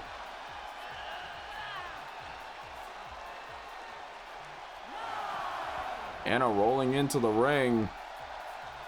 Melissa slow to follow, but gets in herself. Tries to go for a kick to gut. Oh, trying to go for a rocker dropper, point blank. Gets it the second time, rocker dropper, hits her in the jaw. Wait a minute, we got 1. We got 2, and another kick out from Anna Marie. Very lethargic with that kick out. And it looked like Anna was going for some kind of guillotine choke. I believe you're right with the hop she was looking for. It looked like she was going for it. Maybe thought second, but big drop kick to the head. Missed it somehow. I'm not sure if she missed it or maybe decided against it. Maybe thought, wait a minute, I'm on the outside. Guillotine might not be the best interest right now. Big knee turns Melissa 180. And now up to the top. She has her wits about her. Goes for the double knee buster. Hits the mark. And now Anna being smart about it, dragging Melissa away from the ropes. If Melissa Ewing has any energy, she's going to have to use it to kick out. Smart ring awareness from Anna. Count of 2 and a kick out from Melissa. Anna is beside herself. Grabs her by the head, lifts her up. Big gut shot, overhead shot, gut shot again. Hoists her in. Northern Lights. Tries to go for a stop. Big sling blade from Melissa. Melissa Ewing now heading up to the top. Anna already popped up to her feet. Tries to go for a shot there. No, ducks under the super rocker dropper. Now rolls her out. Tries to go for the clothesline or forearm, not sure. Melissa got the boot up though. Blocks it. Floats around. Neck breaker to hit. Anna is dangerously close to that wall. Kick to the drop, kick to the gut. Rocker dropper. Hooks the far leg now. We got 1. We got 2. And like that, not just 1, but 2 new DKW champions in one night.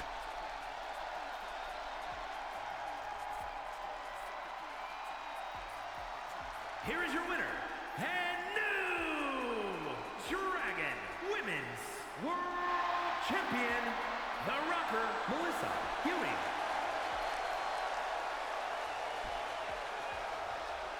Took a long road to get here. One of the first women to sign with DKW, one of the 4 pillars of the women's division. Never got her hands on that title, but that ends today. Anna Marie, no slouch in any way, shape, nor form. Went through a grueling round-robin tournament, won the D1 championship, inaugural, first ever in DKW history. Then proceeded to make history not once but twice in the course of just a month. Not only winning the D1 title, but then winning 2 titles. Anna has went from a double champion to no championships.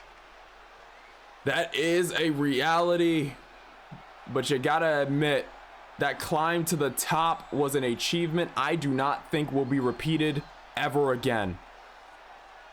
It is a hell of an achievement, to say the least.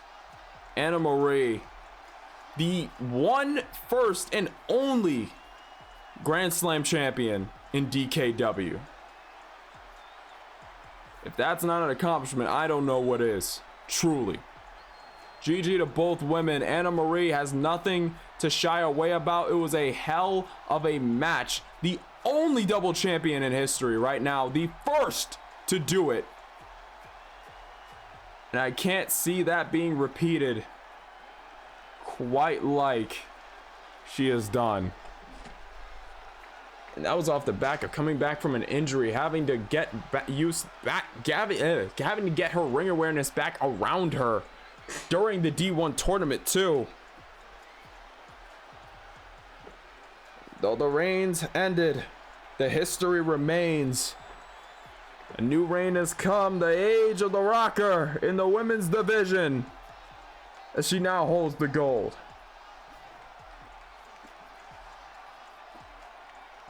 Won 2 championships back to back. Lost them both on the first defense. It could happen next year. It could happen. It very much could. It's never an impossibility. But the first has to be remembered. So without the first, could you say that the second and third would exist?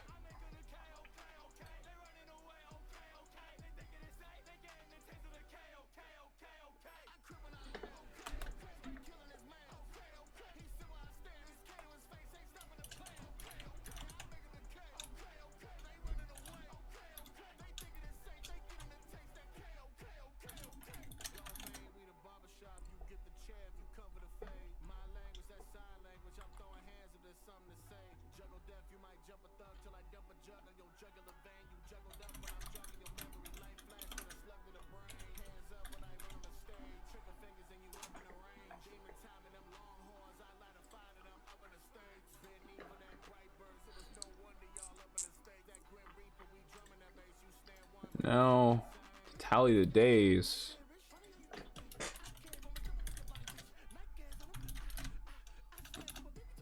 Something tells me, Duck is gonna be interested in this one.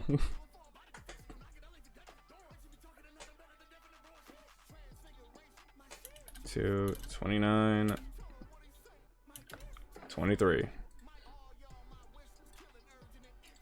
The leap year produces some interesting circumstances.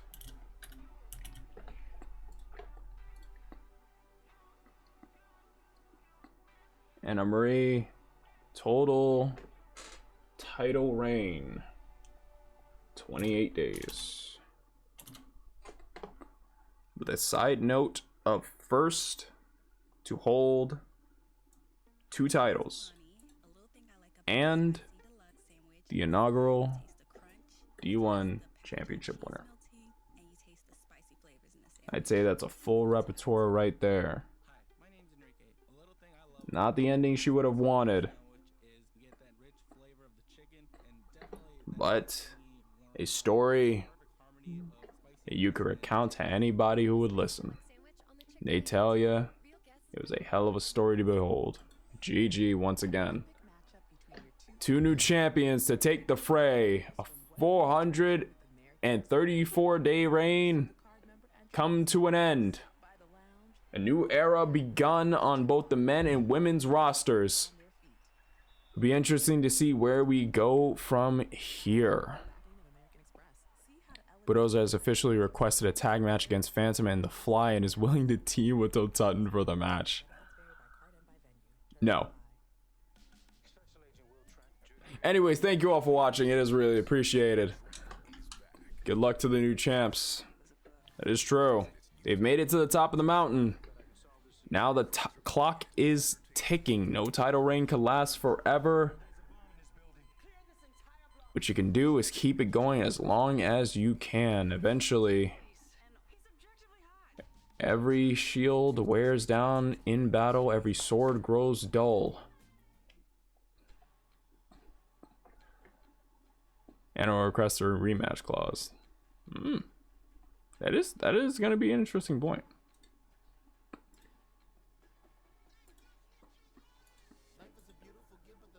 All right. I will go over that. But thank you all for watching. It really is appreciated.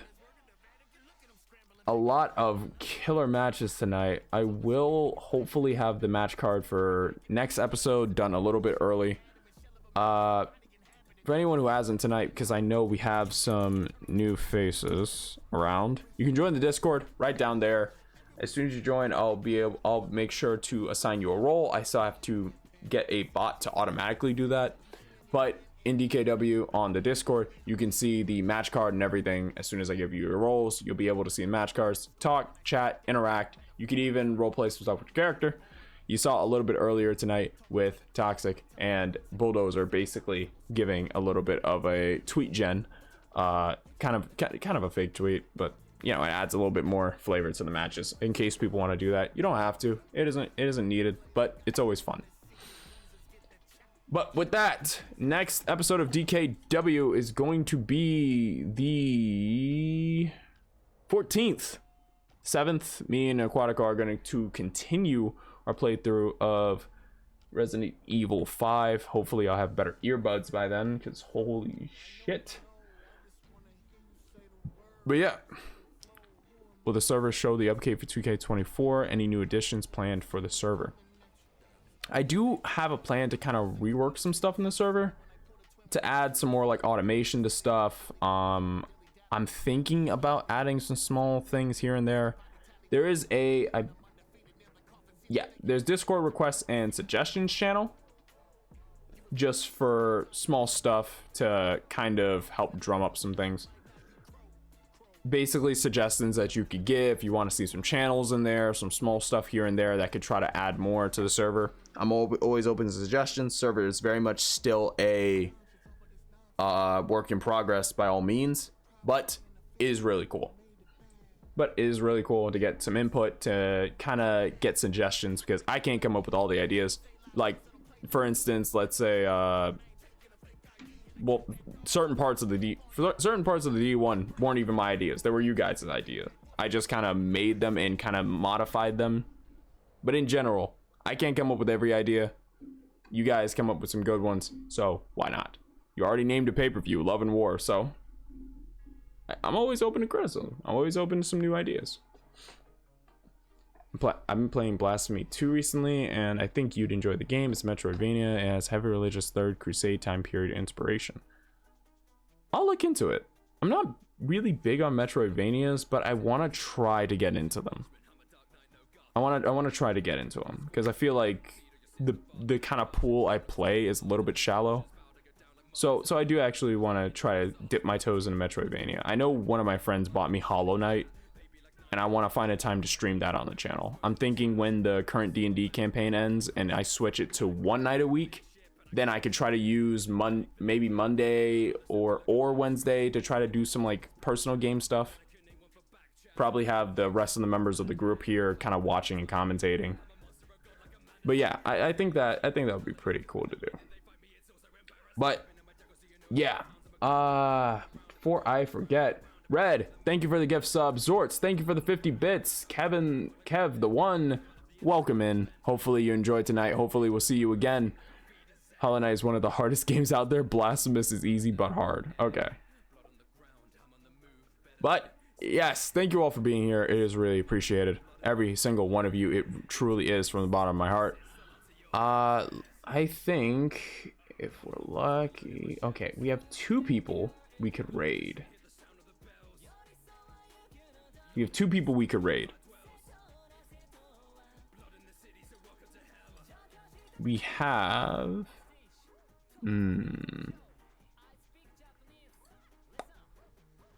Well, considering the next stream on here is going to be D&D related, why not get you started on a bit of a warm-up, I guess.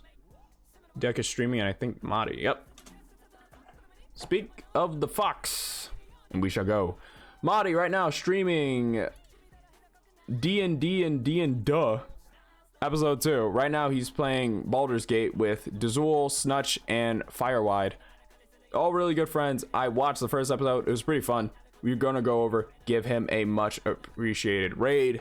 I believe right now it looks like they're at the blighted village in the first act. So they haven't gotten very far in the game. They're like, I want to say probably 3 hours in. They're past the beginning section. So we're gonna go over, give them a raid.